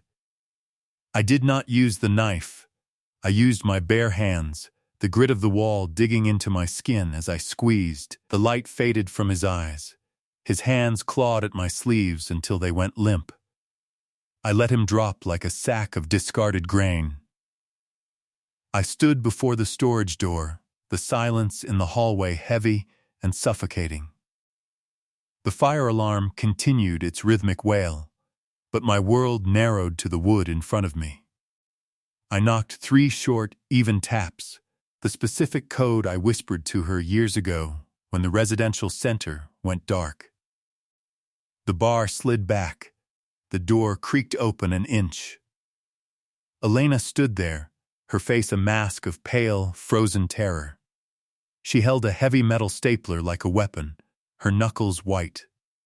Behind her, 5 children huddled under a table. "Silas," she whispered, the name a broken shard of glass. For the first time in a decade, the mask of indifference I spent my life perfecting simply shattered.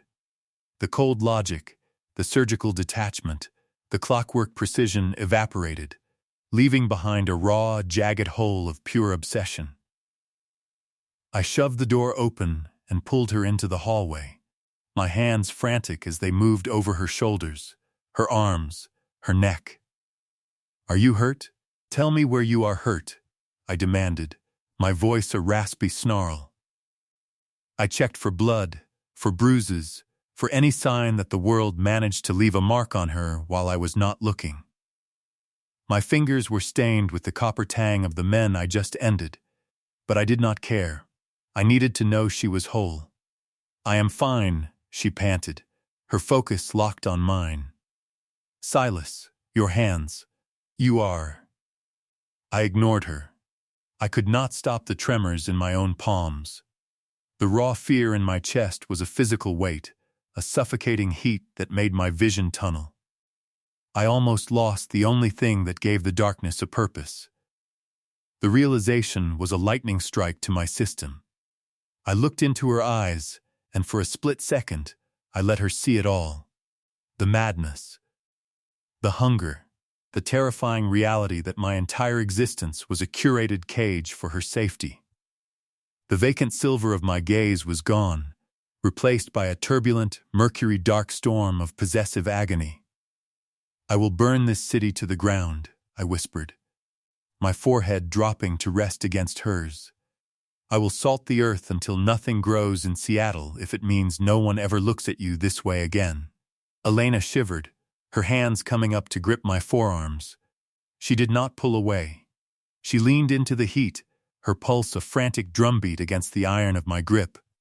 She saw the monster in the light, and for the first time, she did not run.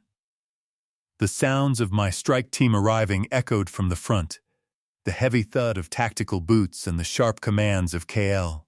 The vacuum of the center was being filled, but the silence between us remained absolute. I pulled back, the mask slowly sliding into place, but the cracks remained.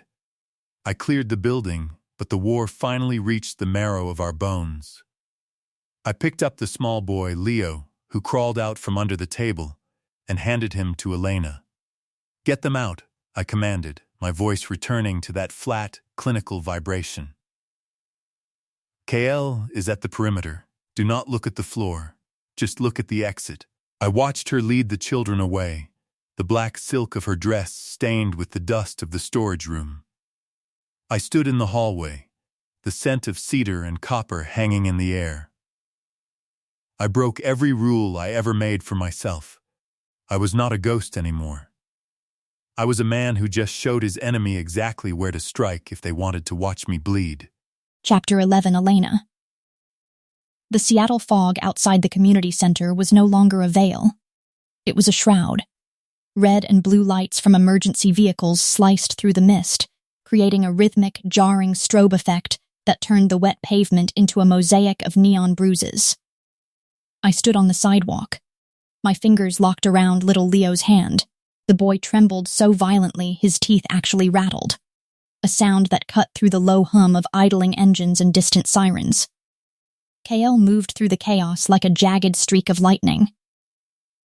The usual mocking smirk was absent from his face.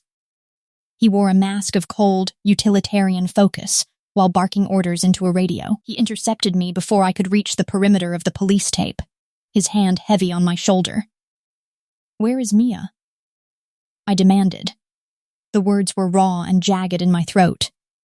The parking lot where her vibrant yellow car usually sat was empty. Only shattered glass remained, glittering like diamonds in the gutter. KL's jaw tightened. They took her, Elena. A second team. They did not want the kids. They wanted leverage. The world tilted. The air in my lungs turned to ice, sharp enough to cut. Mia. Bubbly, innocent Mia, who spent her mornings worrying about the hydration of lilies. She was a civilian. She was soft. She was everything this world was designed to crush. I shoved past Kale, my heels skidding on the damp asphalt. Ignoring the police and the statements I was supposed to give, I moved toward the black SUV idling near the side entrance. The scent of ozone and copper was strongest there. Silas stood by the open passenger door. He had stripped off the tactical hoodie, leaving him in a dark t-shirt that clung to his broad chest. He was covered in it. The blood of the men he had just dismantled was a dark, wet map across his arms and throat. It stained his knuckles and pooled under his fingernails. He appeared like a creature born from a slaughterhouse, beautiful and terrifying in his absolute lack of remorse. He turned as I approached, his silver eyes vacant and shattered. The intense possessive agony from the storage room had retreated behind a wall of hollowed-out granite. I did not stop until I was in his personal space. I did not flinch at the smell of iron clinging to him. I swung my hand, the slap echoing like a gunshot against his cheek. "You are a curse, Silas." I screamed. The sound tore from the very bottom of my soul. My hands slammed into his chest, over and over, my knuckles bruising against the hard wall of his muscles. "Everything you touch turns to ash. You brought this here. You drew that red circle, and you invited the monsters to the table. Mia is gone because of you." Silas did not move. He did not raise his hands to defend himself, or even blink as the blows rained down on him. He just stood there, taking the rage in a silence so profound it felt like a vacuum. He looked emptied, as if the mechanical clockwork of his brain had finally stripped its gears. The silver in his eyes did not hold the light anymore. It swallowed it. "You are right," he murmured. His voice was a low, hollow vibration that barely carried over the wind. "I am the poison. I should have stayed in the dark." The defeat in his tone was more terrifying than his violence. This was the man who had built a kingdom on the bones of his enemies, the apex predator, who feared nothing, and he stood before me like a hollowed-out shell. I stopped hitting him, my hands falling to my sides. My chest heaved as I fought for oxygen that did not taste like blood. I looked at the man I had spent a decade trying to analyze, trying to outrun, and I realized the fundamental flaw in my plan. I had been a spectator in my own life, watching him build cages and fortresses, hoping a new city or a new degree would provide a shield. But there were no shields in this world. There were only players and prizes. "Marcus is gone," I said. My voice leveled out into a cold, dangerous clarity. He took his books and ran the second things got real. "Mia does not have that luxury. She is in a van somewhere because she had the misfortune of living in my shadow." I stepped closer, my boots treading into the dark stains he had left on the pavement. I grabbed the front of his blood-soaked shirt, forcing him to meet my gaze. The sexual tension that had always defined us remained, but it had morphed into something grittier, a desperate electric survival bond. "I am done being the bird in the cage, Silas," I hissed. "I am done being the prize you guard while you bleed in the hallways. You want to save her? You want to fix the vacuum I left? Then you stop acting like a ghost, and you start acting like a partner." Silas's pupils dilated, a microscopic flicker of life returning to the silver depths. "Partner? I am coming with you," I said. "I know how they think. I know the psychological pressure points of desperate men like the veins. You provide the muscle, I provide the map through their heads. But you do not leave me in another storage room. We go together, or I walk into that fog right now, and I do not look back." Silas reached out, his hand hovering near my face. He hesitated, his blood-stained fingers trembling an inch from my skin. He did not want to contaminate me, did not want to smear the reality of his life onto the woman he considered moonlight. I did not wait for him to decide. I took his hand, pressing his palm firmly against my cheek. The wet, metallic heat of the blood felt like a brand. I did not care. I needed him to know that the distance was gone. "Get in the car, Silas," I commanded. The tone sounded more like his than my own. "The clock is ticking, and I refuse to let my best friend become a casualty of your silence." For the first time in 10 years, Silas Vane appeared truly stunned. The vacuum in his gaze was replaced by a sharp, focused intensity that made my skin hum. He did not say a word. He simply nodded, his fingers curling around mine for a brief, bone-crushing second before he rounded the vehicle and climbed into the driver's seat. I hopped into the passenger side, the leather interior smelling of cedar, and the impending storm. As we peeled away from the curb, the tires screaming against the asphalt, the community center disappeared into the mist. The girl who studied Jung and graded papers was gone. In her place was a woman who realized that if she wanted to survive the night, she had to stop running from the monster and start leading the hunt. The slow burn had finally reached the powder keg, and as Silas shifted into fifth gear, his hand finding mine in the darkness between the seats, I knew there was no coming back from this. We were no longer a protector and a ward. We were a war council of two. Chapter 12, Silas. The industrial elevator groaned during the ascent toward the top floor of an unmarked concrete warehouse on the outskirts of Soto. Inside the small steel box, the air was a suffocating mix of damp silk, cooling blood, and the electric charge radiating off Elena. She stood in the center, her spine a rigid line of defiance. Her knuckles were white where she gripped the strap of her bag. My blood still painted the backs of my hands, the copper scent thick and metallic in the enclosed space, yet she did not pull away when our shoulders brushed. The doors slid open to reveal the primary safe house, a sprawling open floor plan of glass, exposed rebar, and state-of-the-art surveillance monitors. KL stood by the central tactical table, his silhouette framed by the glowing blue screens. He did not look up from the tablet in his hand, but his entire posture shifted into guarded hostility. "You brought the civilian to the heart of the operation," KL murmured. His voice was a jagged rasp that lacked its usual playful edge. "This is not a field trip, Silas. The veins are currently cutting pieces off your reputation, and you are playing house." I stepped out of the elevator, my boots heavy on the polished concrete.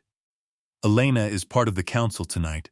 If you have a problem with her presence, take it up with the wall. Otherwise, show me the traffic feed from the waterfront." KL finally lifted his head, the light hitting the scar on his eyebrow, a mirror image of the one I carried, earned in the same Ohio orphanage. The resemblance between us was a curse we both shared, the same sharp jaw and unblinking silver eyes, though his were filled with a bitterness that had fermented for years. "The waterfront is a dead end," KL snapped, tossing the tablet onto the table. It skittered across the surface, the screen flickering with grainy footage of a white van disappearing into a warehouse district. But what do I know? I am just the younger brother who stayed in the dirt while you played king. Maybe your nurse friend can diagnose the veins' daddy issues while Mia bleeds out. "Enough," I murmured. The word fell like a stone into the room. I moved into his space, the height difference between us negligible, but the weight of my intent forcing him back a step. "I did not pull you out of that Chicago gutter to hear you whine about the past. Work the data, or I will put you back in the dark." Elena stepped between us, her presence a sudden grounding force that neutralized the rising violence. She ignored the monitors and the tactical maps, walking straight to the table to pick up the tablet.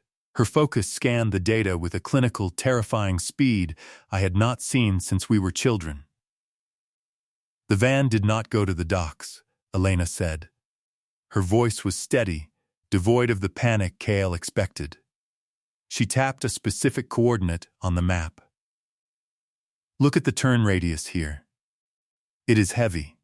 They are carrying more than just one girl, and they did not take the direct route. They are avoiding the high-traffic intersections because they are disorganized, not because they are smart. They are terrified of you, Silas. They are moving like prey, which means they will go to a place they think is a fortress, but is actually a hole." KL stared at her, his mouth falling open slightly. The mockery in his eyes died, replaced by a reluctant, stinging respect. "She is profiling a kidnapping in real time. Where did you find her, Silas? A mental ward?" "She found me," I said, my focus locked on Elena. I watched her work, the way her brain dismantled the vain, sloppy tactics with the same surgical precision I used to dismantle their men. For years she was a bird in a glass cage, a fragile thing that required a constant, heavy-handed protection. I was wrong. She was not a prize to be guarded.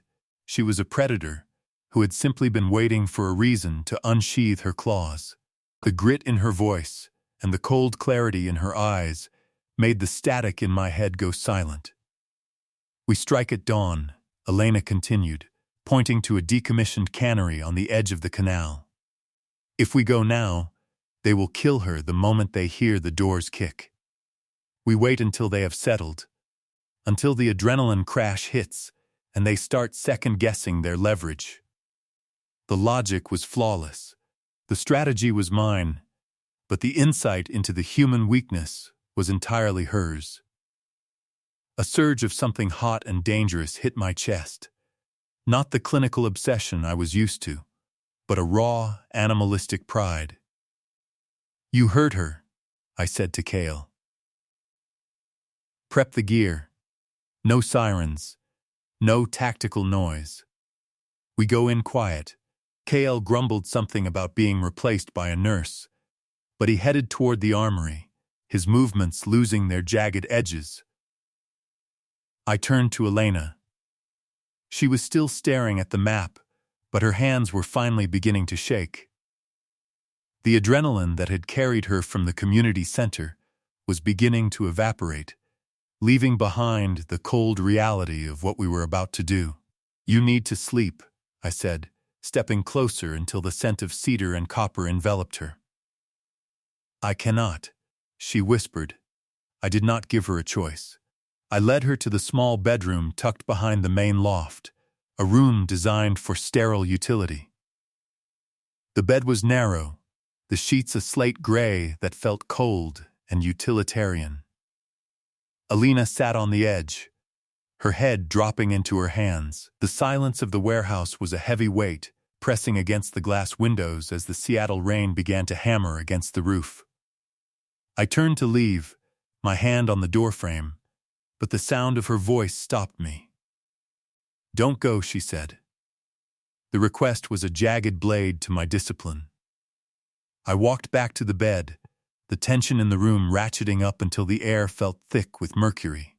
I did not say a word as I sat beside her. She leaned into my side, her forehead resting against my shoulder. We lay back together, fully clothed, the black silk of her dress rustling against the tactical fabric of my pants. The bed was too small, forcing our bodies to align in a way that defied the 2 years of distance I had enforced. My arm settled beneath her neck, my other hand finding hers in the space between us. It was an agonizing, electric torture. Her skin was soft and heated, her scent an intoxicating mix of vanilla and the salt of her tears. Every breath she took, every micro-tremor in her muscles, felt magnified. My own pulse was a steady, rhythmic thrumming that seemed to vibrate through her skin and into my own. The sexual tension was a physical wall, a suffocating heat that made the oxygen in the room feel thin. I wanted to roll over and lose myself in the curve of her neck, to taste the defiance and the desperation on her skin. But I held her hand instead. I locked my fingers with hers, my thumb tracing the line of her palm exactly the way I had for 10 hours in that Saint Jude basement. Back then, it was a promise of survival. Tonight, it was a claim. In the darkness of the warehouse, with the blue light of the monitors spilling through the doorway, the world outside ceased to exist. There were no veins, no empires, no blood-stained streets. There was only the girl who survived the dark, and the boy who became a monster to ensure she never had to see it again. "Silas," she murmured. Her voice was a soft vibration against my chest. "I am here," I whispered. I watched her eyes flutter shut as the exhaustion finally won. I stayed awake, the silence of the room my only companion, my eyes fixed on the door. I did not feel the need for sleep. I only felt the weight of her hand in mine and the absolute terrifying certainty that when the sun rose, I would burn the world to the ground to bring her friend home. The hawk was inside. I realized as I listened to her breathing level out that I would never be able to leave this room again. Chapter 13, Elena. The morning air inside the safe house was cold, smelling of stale coffee and the metallic bite of gun oil. My joints felt stiff from the hours spent tangled with Silas on that narrow cot, but the physical exhaustion was nothing compared to the frantic, high-frequency buzzing in my brain. We sat huddled over the tactical table again, the blue light from the monitors washing Silas's face in a ghostly, silver pallor. KL stood a few feet away, checking the tension on a crossbow string with a rhythmic, irritating snap that punctuated the silence. "The Vane family isn't a brotherhood," I said. The words felt heavy and clinical as I leaned over the psychological profiles I had been building from Silas's surveillance notes. "It's a hierarchy of terror. Julian is the architect of their narcissism, but Elias was the emotional dam. Now that Elias is dead, Julian will be oscillating between grandiose rage and total paranoid collapse. He won't be hiding in a fortress. He'll be hiding in a place that makes him feel powerful." Silas didn't look up, his fingers dancing across a keyboard as he cross-referenced my theories with real-time heat maps of the city. "He's sloppy when he's scared," Silas murmured. His voice was a low, dark vibration that seemed to settle in the marrow of my bones. "Exactly," I countered, tapping a grainy image of an old shipyard office. "He needs an audience. He needs to feel like the king of the docks again. He'll go to the South Ferry Annex. It has a single point of entry and an elevated view of the water. It's the architectural equivalent of a throne room." KL stopped snapping the string and moved toward us, his boots thudding dully against the concrete. "The South Ferry Annex has been a dead zone for years," KL noted, his tone lacking its earlier bite. "If he's there, he's cornered himself. It's a suicide mission." "Or a trap," Silas said, finally lifting his head. The silver in his gaze held a terrifying, focused clarity. "He knows I'm coming. He wants me to walk into the light so he can see the man who took his brother's breath." The realization that we were walking into a slaughterhouse should have paralyzed me. I should have been calculating the statistical probability of our failure, the way my professors taught me. Instead, I felt a jagged, electric surge of purpose. I wasn't the girl in the laundry room anymore. I was the one holding the map through the monster's mind. "We leave in 10 minutes, Silas commanded. The authority in his voice left no room for negotiation. "Kyle, prep the breach charges. Elena, stay behind the secondary line."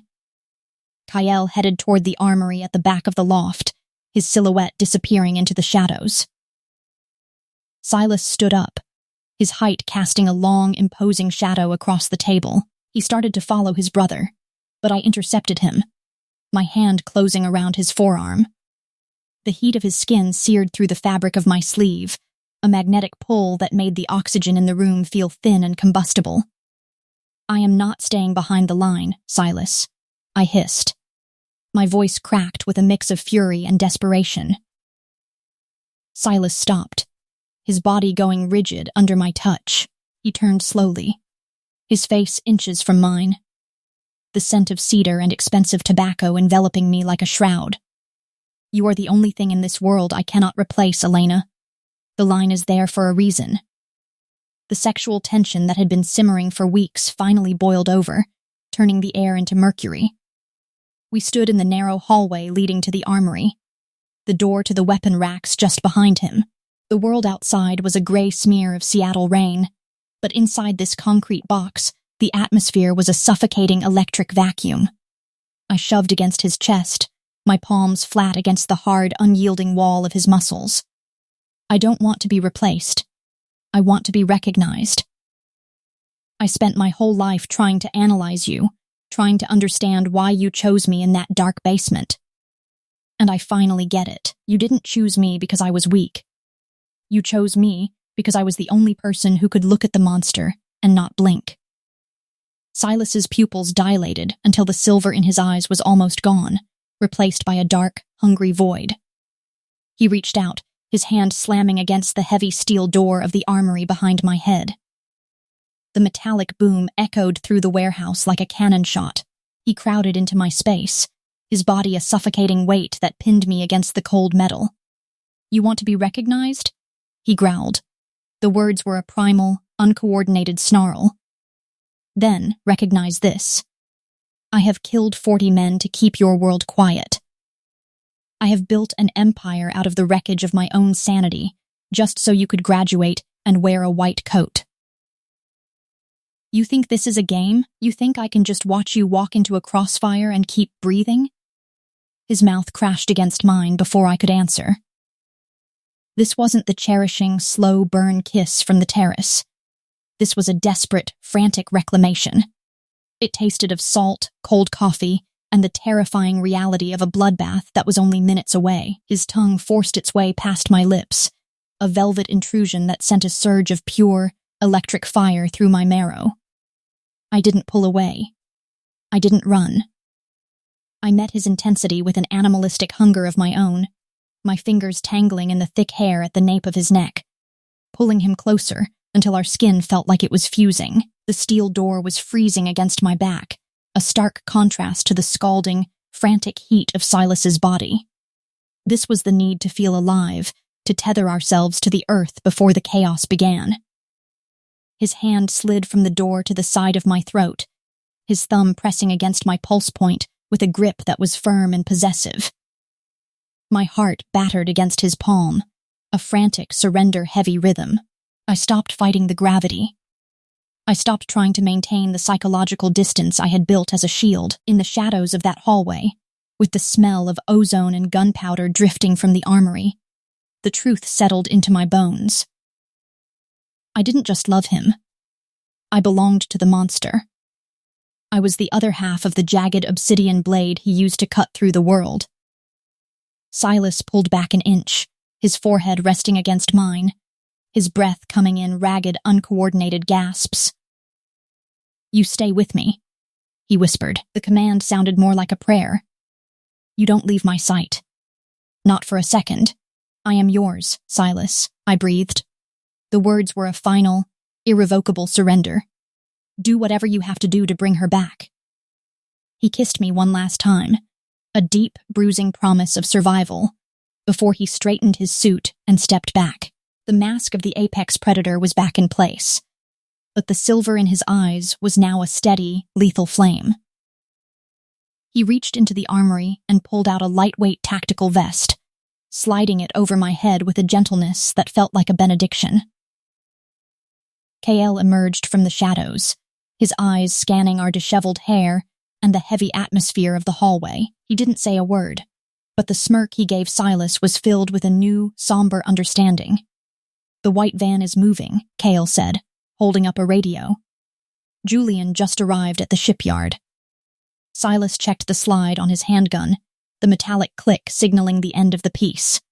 He took my hand, his fingers locking with mine in a bone-crushing grip. "Let's go end this," Silas said. We walked toward the elevator, the rhythmic thud of our boots sounding like the opening notes of a war. A cold, focused clarity settled over me. I wasn't a prize. I wasn't a victim. I was the queen of the obsidian fortress, and I was going to help my monster tear the veins apart. Chapter 14, Silas. The night was a vast, bruised expanse of purple and ink, bleeding into the jagged silhouette of the Vane estate. Rain hammered against the reinforced roof of the SUV with the rhythmic violence of 1,000 tiny drums. Elena sat in the seat beside me, her silhouette etched in the ghostly glow of the tactical tablet. Her hand rested on the console, inches from mine. The electricity radiating from her skin was a physical wire tethering me to the earth, a grounding force against the rising tide of the predator in my marrow. I checked the suppressor on my sidearm, the cold steel clicking into place with a finality that signaled the end of the negotiation phase. Behind us, 3 blacked-out vehicles sat idling, filled with men who did not exist on any government ledger. KL's voice crackled through the calms, a low, distorted rasp. Perimeter is clear, Silas. Sentries at the gate are down. The Vanes are currently huddled in the west wing, probably arguing over who gets to beg for mercy first. I did not respond. My focus was a laser, cutting through the darkness toward the grand, neoclassical front of the mansion. Julian Vane had built this house as a monument to his own narcissism, all white marble and gilded trim, unaware that he was simply constructing his own tomb. "Stay in the car," I whispered. The words were a low vibration that hummed through the leather seats. "The doors stay locked. If you see a shadow move that is not Kael, you use the radio." Elena leaned forward, her hand closing around my wrist. Her grip was firm, her knuckles pale in the dark. "Bring her out, Silas, and come back whole. I do not give a damn about the house, just the people inside it." I leaned in, the scent of vanilla and the frantic heat of her desperation washing over me. I pressed my forehead against hers for a fleeting, searing second. "I am a ghost tonight, Elena. And ghosts do not bleed." I exited the vehicle, the Seattle chill biting through my tactical shirt. I did not feel the cold. I felt the memory of her mouth against mine in the hallway of the armory. A frantic, desperate taste that had burned away the last remnants of my detachment. I moved toward the estate, my boots finding no resistance on the manicured lawn. The front doors were heavy oak, braced with brass. I did not use the handle. A small, concentrated charge from KL shattered the locking mechanism in a muffled boom that sounded like a heavy sigh. I stepped into the foyer. The air inside smelled of expensive wax and terror. It was a suffocating atmosphere, heavy with the realization that the apex predator had finally breached the gate. I moved through the marble hallways with a surgical poise. A guard emerged from behind a velvet curtain, his movements sluggish and uncoordinated. I did not fire. I lunged, my palm driving into his solar plexus to knock the air from his lungs before my blade found the soft tissue beneath his ribs. He slid to the floor in a silent heap of expensive linen and regret. No noise, no static, just the systematic dismantling of a legacy. I cleared the dining room and the library, my mind mapping the floor plan Elena had deciphered. I moved like a shadow, fueled by a singular, burning focus. Julian was upstairs, but Mia was in the basement. The air changed as I reached the service stairs, a dampness that smelled of salt and industrial cleaning fluid. The door to the basement was steel. I kicked it open, the sound echoing through the concrete stairwell. Two men stood in the center of the room, flanking a chair where a girl was slumped. Mia. Her copper hair was a matted tangle, her face bruised, but her chest moved in a shallow, terrified rhythm. One of the men, a Vane lieutenant with a jagged scar across his nose, raised a submachine gun. I did not give him the chance to find the trigger. I fired twice, the suppressed thuds echoing like heartbeats. Both rounds found his skull, throwing him backward against a rack of industrial shelving. The second man froze, his hands rising in a frantic, uncoordinated gesture. He was the one who had driven the van, the one who had put his hands on Mia. I holstered my weapon and walked toward him. The silence in the room was absolute, punctuated only by the rhythmic dripping of a leaky pipe. I did not want the surgical distance of a bullet. I wanted to feel the air leave his lungs. "Silas," he gasped, his eyes wide and glassy. "It was Julian's idea. We did not know she was yours. We thought." I grabbed his throat, my fingers sinking into the muscles with a grip that defied human biology. We hit the concrete wall together, the impact vibrating through the floor. I did not use the knife. I used my bare hands, the grit of the wall digging into my knuckles as I squeezed. The light faded from his eyes. His hands clawed at my arms until his fingers went limp. He would never speak again. He would never breathe the same air as the woman I protected. I let him drop like a sack of discarded grain and moved to the chair. I sliced through the zip ties on Mia's wrists with a flick of my blade. She did not scream. She simply collapsed against me, a sobbing, broken heap of silk and copper. "You are safe," I murmured, the words sounding foreign and uncoordinated in my own throat. "Elena is waiting. Walk to the stairs." Kael appeared in the doorway, his silhouette framed by the blood-stained hallway. He took Mia from me, his movements surprisingly gentle. "We are done here, Silas." Julian tried to run through the garden. He did not make it past the fountain. I followed them up the stairs, my boots treading through the dark stains on the marble. As I reached the foyer, a sudden, sharp pain flared in my side. A dark patch spread across my shirt where one of the guards in the library must have grazed me. I had not felt it. The adrenaline was a thick, intoxicating shroud, but now that the vacuum was being filled, the physical reality was starting to settle. It did not matter. The only thing that mattered was the black SUV and the woman whose heartbeat was the only rhythm I cared about. I walked out of the mansion, the rain washing the copper tang from my skin. The vehicles were peeling away, Kael leading the way with a traumatized Mia in the back. I reached the SUV, my hand trembling as I pulled open the driver's side door. Elena was out of the seat before I could even sit down. She grabbed my shoulders, her eyes scanning my face with a frantic, terrified intensity. "Silas, you are bleeding." "You are." I pulled her into my space, my arms wrapping around her waist with a grip that was desperate and possessive. I did not care about the wound or the empire I had just burned to the ground. I buried my head in her neck, inhaling the scent of vanilla and rain. "She is safe," I whispered, the words muffled against her skin. "It is over, Elena." "The city is quiet." She clutched at the back of my head, her fingers tangling in my hair, her pulse a frantic drumbeat against my collarbone.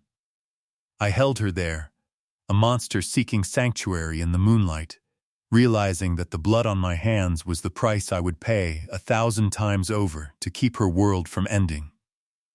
The fortress was built, the war was finished, and as I shifted into gear and drove us away from the burning ruins of the Vane legacy, I knew that I would never be able to exist in a world where her hand was not in mine. Chapter 15, Elena.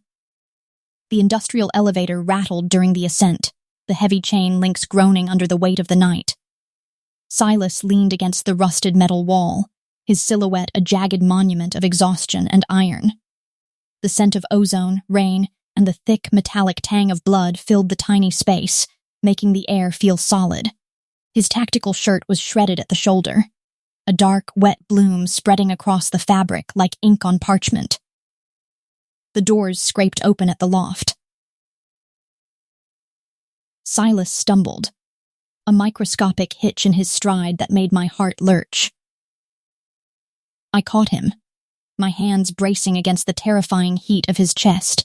He felt like a furnace, his skin radiating the afterburn of a man who had spent the last 3 hours playing God in a house of marble and sin. "The bathroom," I whispered, my voice a gravelly rasp. "I need the light." He did not argue. The predatory focus that usually defined his movements had softened into something raw. I led him into the master bath, a space of cold white tile and polished chrome that felt too sterile for the carnage we had left behind.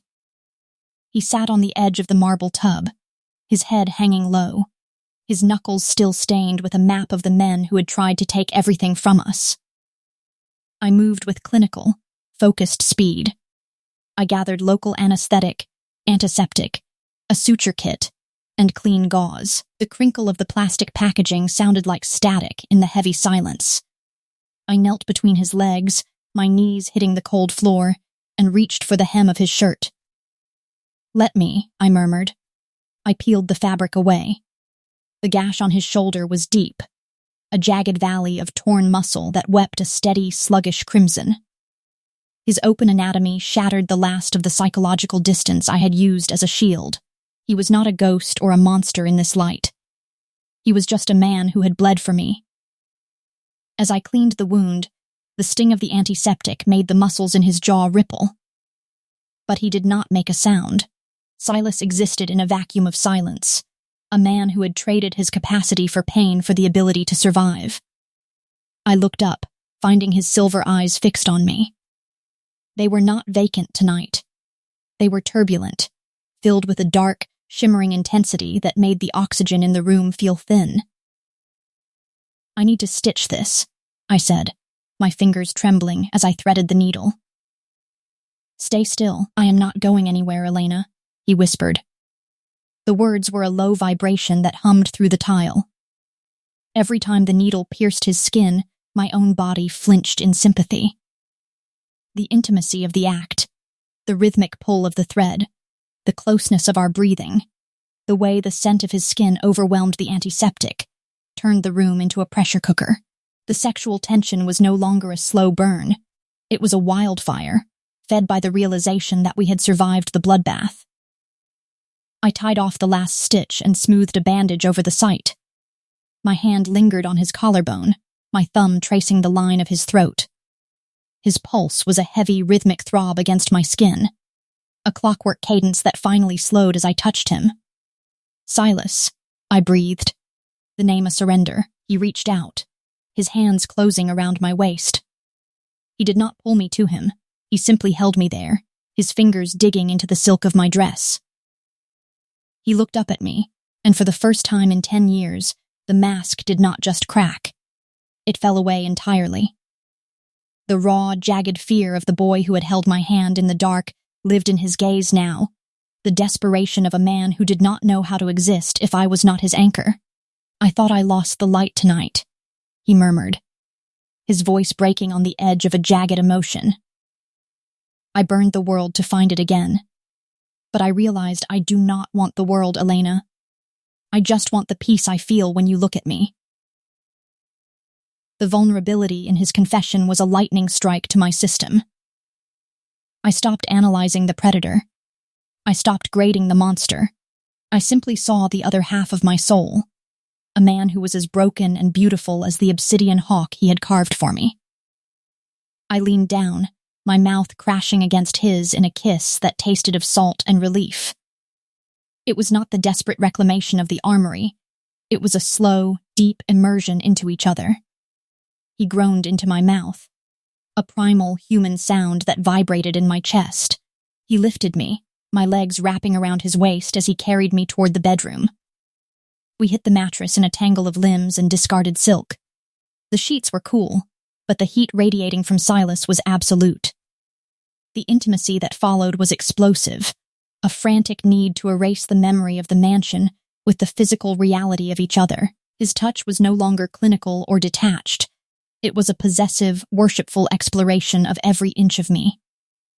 I arched into him, my fingers tangling in his hair, my skin humming with high-voltage electricity.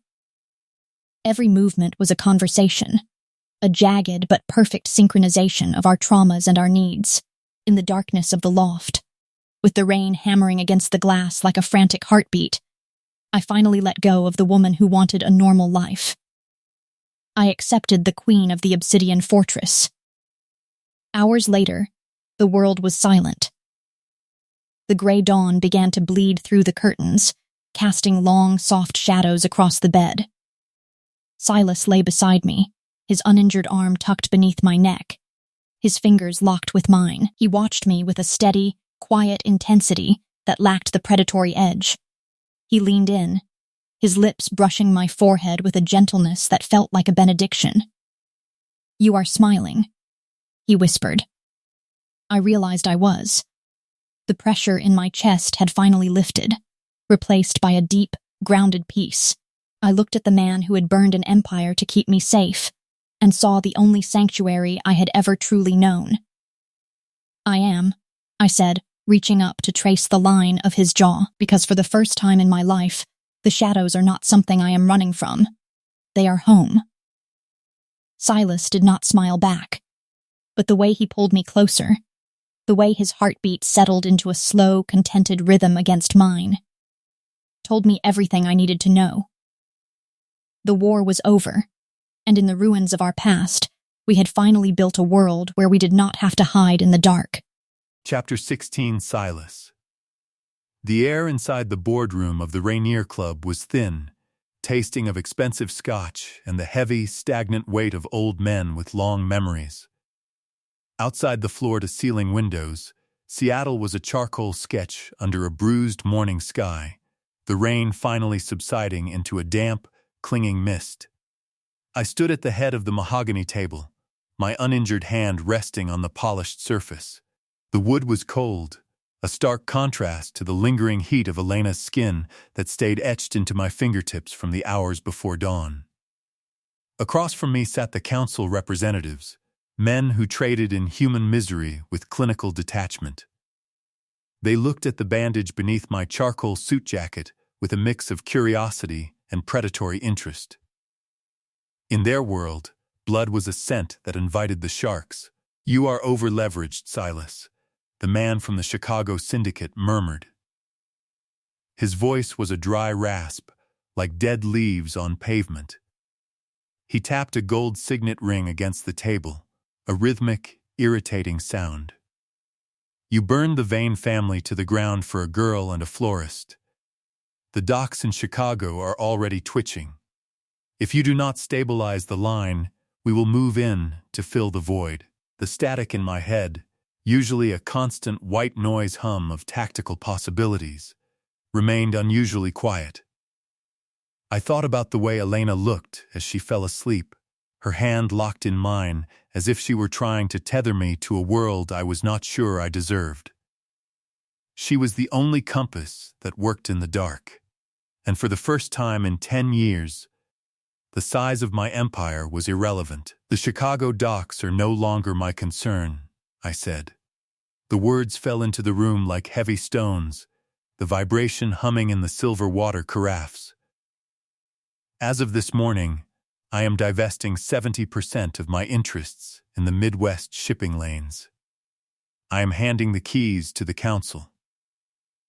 A deafening silence swallowed the room. These men had spent decades clawing for inches of territory, and I was handing them a kingdom. The signs of greed were instantaneous, a microscopic widening of pupils, a sudden tension in the shoulders. "What is the catch?" the man asked, leaning forward. The smell of his cloying cologne became an intrusion. "The catch is Seattle," I whispered, my voice a low, dark warning. "This city is now a sovereign state. My state. There will be no syndicate movement here. No trafficking. No unvetted distribution. And most importantly, Elena Vance is removed from your ledgers. Permanently. If a single operative from any of your families enters the Washington state line for anything other than a vacation, the Chicago gift is revoked, and I will personally dismantle your headquarters while you are still inside them." I picked up the fountain pen sitting on the leather blotter. The weight of the pen felt more substantial than the handgun at my hip. With a fluid, surgical stroke, I signed the non-aggression pact. The ink was a dark, permanent stain on the parchment, a physical manifestation of a choice I never thought I would be capable of making. 14 years ago, I escaped a commune with nothing but a bruised girl and a capacity for violence that scared the gods. I thought the only way to keep the girl was to become the monster the world feared. I built the syndicate as a suit of armor, believing that if I owned the streets, the shadows would not dare touch her. But as I looked at the signatures on that paper, I realized I had just been building a bigger cage. The representative from Chicago leaned back, his eyes narrowing.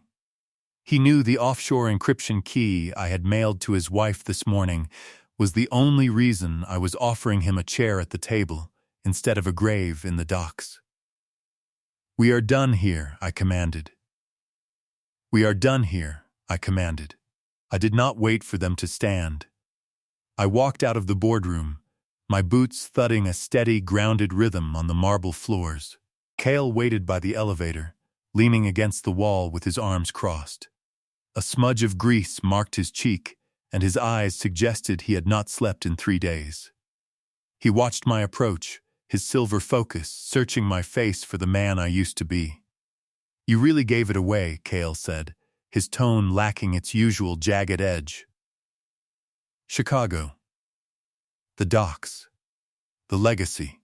You just traded $1 billion revenue stream for a peace treaty." "I traded a body count for a future, Cale," I said, hitting the call button. The metallic ding echoed through the empty hallway. "The shadows are too crowded. I am tired of watching her through a lens." Cale let out a soft, huffed laugh and followed me into the elevator. "So, what now?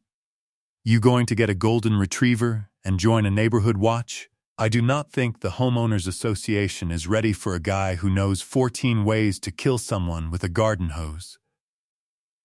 "I am going to be a visible part of her life," I said as the doors slid shut. The descent made the air in my chest feel light, a sensation bordering on actual hope. No more SUVs in the periphery. No more hawks on bookshelves to remind her I am there. If she wants me, she can see me. I will be the man holding the umbrella in the rain, but I will not be a ghost anymore. The morning light finally broke through the clouds in the lobby. It was a pale, watery yellow that glinted off the wet pavement. I looked toward the waterfront, where the community center sat under a new layer of security I personally installed. Systems designed to protect, not to possess. I realized then that Elena had not just been the person I protected. She was the one protecting me from the complete erosion of my humanity. She was the bridge between the boy in the laundry room and the man who could stand in the sun without burning. I pulled out my phone and sent a single text. "I am on my way home. Put the kettle on." The drive back to Capitol Hill was different today. I was not checking the roof lines or scanning the intersections for threats. I was noticing the color of the trees and the way the city looked when it was not a battlefield. I reached the apartment building and looked up at the roof. "KL," I said into my radio. "Pull the sentries off the roof." "All of them." "You sure?" KL asked. "I am sure." I climbed the stairs, the wood creaking under my weight, a domestic sound that felt better than any tactical silent entry. I reached the door to 3B and paused. The scent of vanilla and the faint, earthy aroma of tea drifted through the cracks. I opened the door and stepped inside. Elena stood on the balcony, her hair caught in the breeze. She looked back at me, a soft, genuine smile touching her lips that made the static in my brain go silent forever. I was no longer the apex predator. I was just a man coming home. Chapter 17, Elena. The transition from hypervigilance to a normal existence felt like learning to walk on a floor that was no longer tilted. For the first few weeks after the treaty, every time the floorboards creaked or the wind rattled the window pane, my muscles locked in anticipation of a strike. But the shadows remained empty. The black SUVs that used to anchor my rearview mirror had vanished, replaced by the mundane sight of delivery trucks and commuters. Silas was everywhere now, but not as a ghost. He was in my kitchen, meticulously dicing vegetables for a dinner he insisted on cooking. He was at the community center, standing on a ladder and fixing the light fixtures that the city contractors had ignored. He was a physical, solid weight in my life that no longer required a telescope to find. One evening, we walked through Volunteer Park. The air was thick with the scent of damp grass and blooming azaleas.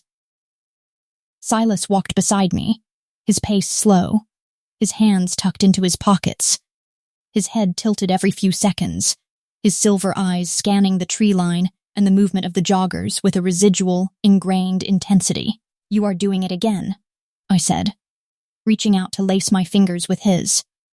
The skin on his knuckles was warm, the scars a textured map beneath my palm. "Doing what?" he asked, his focus snapping back to me. "Scanning for snipers," I teased, though my chest felt tight, with a mix of humor and empathy. "Silas, there is no one in the bushes. That guy over there is just trying to find his dog, and that woman is listening to a podcast." Silas stopped under the shade of a massive cedar tree. He looked at the joggers, then down at our joined hands. "It is a hard habit to break, Elena. For 10 years, the world was a series of threats to be neutralized. Now it is just a park." "It is a park," I agreed, stepping into his space. I leaned my head against his shoulder, the wool of his sweater soft against my cheek. "And I am just a woman walking with her boyfriend, not a target, not a prize, just me." Silas wrapped his arm around my waist, pulling me flush against the hard, unyielding planes of his body. The sexual tension was always there, a low-voltage hum that never quite went away, but it had softened into something deeper, more intimate. "Boyfriend," he murmured, the word sounding foreign and heavy on his tongue. "I think I prefer the term apex predator, but for you I can manage the promotion." I laughed, the sound echoing in the quiet of the park. "You are a terrible civilian, Silas Vane." "I am a work in progress," he admitted, his lips brushing my temple. The 3-month gap was not just about rebuilding the community center. It was about rebuilding the man. I watched him navigate the mundane frustrations of life. A broken toaster, a long line at the grocery store, a neighbor who talked too much. He handled them with a strained, almost comical patience that made me love him more than the violence ever had. He was learning to exist in the light, and I was learning that I did not need to run anymore. We were defining our own normal in the ruins of the war he had ended. The obsidian hawk sat in my jewelry box, but I had not looked at it in weeks. I did not need a stone bird to tell me he was there when I could feel his heartbeat against my back every night. Chapter 18, Elena. The morning air on the balcony carried the crisp promise of a Seattle spring, smelling of salt spray and the blooming jasmine Mia had planted in the railing boxes. Below, the street hummed with the predictable, mundane rhythm of people going about their lives. The Harbor Light Community Center stood 3 blocks away, its brick facade scrubbed clean, and its windows gleaming with new, reinforced glass. It had been 3 months since the smoke cleared, and the silence in my life no longer felt like a countdown to an explosion. It felt like peace. I leaned back in the wicker chair, the rough weave catching on the hem of my silk robe. A textbook on neuroplasticity lay open on my lap, the pages fluttering in the breeze. The clinical theories about how the brain heals from trauma seemed secondary to the reality of the man currently opening my front door. The silver key I had given him weeks ago turned in the lock with a heavy, deliberate click that no longer signaled a breach. It signaled a choice. Silas walked in, his boots thudding softly on the hardwood floor. He was not ghosting through the shadows or leaning against the walls like a predatory statue. He moved with a grounded, visible purpose. The scent of cedar and expensive tobacco arrived before he did, followed by the familiar, electric heat that always radiated from his skin. He stopped at the threshold of the balcony, his broad shoulders blocking the morning light. He had traded the charcoal suits for a simple black Henley that clung to his chest, the sleeves pushed back to reveal the silvery map of scars on his forearms. "The center is full today," Silas murmured. His voice was a low, dark vibration that lacked the clinical detachment of the past. "Leo is currently arguing with a tutor about the tactical disadvantages of long division. I think he is winning." A genuine laugh bubbled up in my throat. "He gets that stubborn streak from a very specific source," I said. Silas did not smile, but the vacancy in his silver eyes had been replaced by a turbulent, unwavering intensity. He walked toward me and leaned against the railing, The distance between us was a few inches, a space charged with a high-voltage attraction that had only deepened since the war ended. I reached into the pocket of my robe and pulled out the obsidian hawk. The stone was cool and smooth, the polished surface reflecting the blue of the Seattle sky. I held it out to him, the bird resting in the center of my palm. "You can take this back," I said, my voice leveling into a soft, steady clarity. Silas looked at the hawk, then back at me. "You do not want the protection?" "I want the man Silas," I countered, standing up until I was inches from his heat. I took his hand and pressed the obsidian bird into his palm. "I am done looking for hawks on my bookshelves to know you are there. You do not need to haunt my life from the periphery anymore. If you want to be here, then be here. In the light. With me." Silas closed his fingers around the stone. He looked down at me, his pupils dilating until the silver in his eyes was almost gone, replaced by a dark, hungry devotion. The predatory focus was still there, but it was anchored by something human. "I gave up the Chicago docks to ensure no one ever looks at you as a target again," he whispered. He reached out, his thumb tracing the line of my jaw with a heavy grounding pressure. But I realized that even without the Empire, I am still a monster, Elena. I do not know how to love you with anything less than a dark intensity. "Then, love me in the dark," I breathed, my fingers curling into the fabric of his shirt. "We were born in it, Silas. We might as well own it." The slow burn that had defined our lives for 10 years finally reached its permanent flashpoint. Silas leaned down, his mouth crashing against mine in a kiss that tasted of tea, salt, and the absolute surrender of two survivors who had finally found their sanctuary. It was a deep, passionate claim that signaled the beginning of a life lived out loud. He lifted me easily, my legs wrapping around his waist as he carried me back inside the apartment. He kicked the glass door shut, sealing out the noise of the city and leaving us in the quiet, shaded sanctuary of the living room. He pinned me against the wall, his body a heavy, unyielding weight. His hands moved over my silk robe, his touch worshipful and demanding all at once. The sexual tension was a living thing, a thick atmospheric pressure that made the oxygen feel like mercury. "You are mine, Elena," he growled against my throat, his teeth grazing the pulse point that thrashed against his lips. "In the light and the shadows. Forever. I have always been yours," I panted. In the ruins of our trauma, we had built something indestructible. Silas was no longer the ghost guarding the door, and I was no longer the bird in the cage. We were a war council of two. As we sank onto the bed, the morning sun casting long, golden streaks across the sheets, I realized the space I had once begged for was empty. There was no space between Silas Vane and me. The hawk sat on the nightstand, a silent witness to a future that no longer had a body count. Only a heartbeat. Thanks for staying with me to the end. Every story here is original fiction written and produced by me, and I love building these dark, emotionally charged worlds for you. If you'd like, tell me which trope you want next: forced proximity, hidden identity, city noir, or protective anti-hero. Your answers help shape what I write next.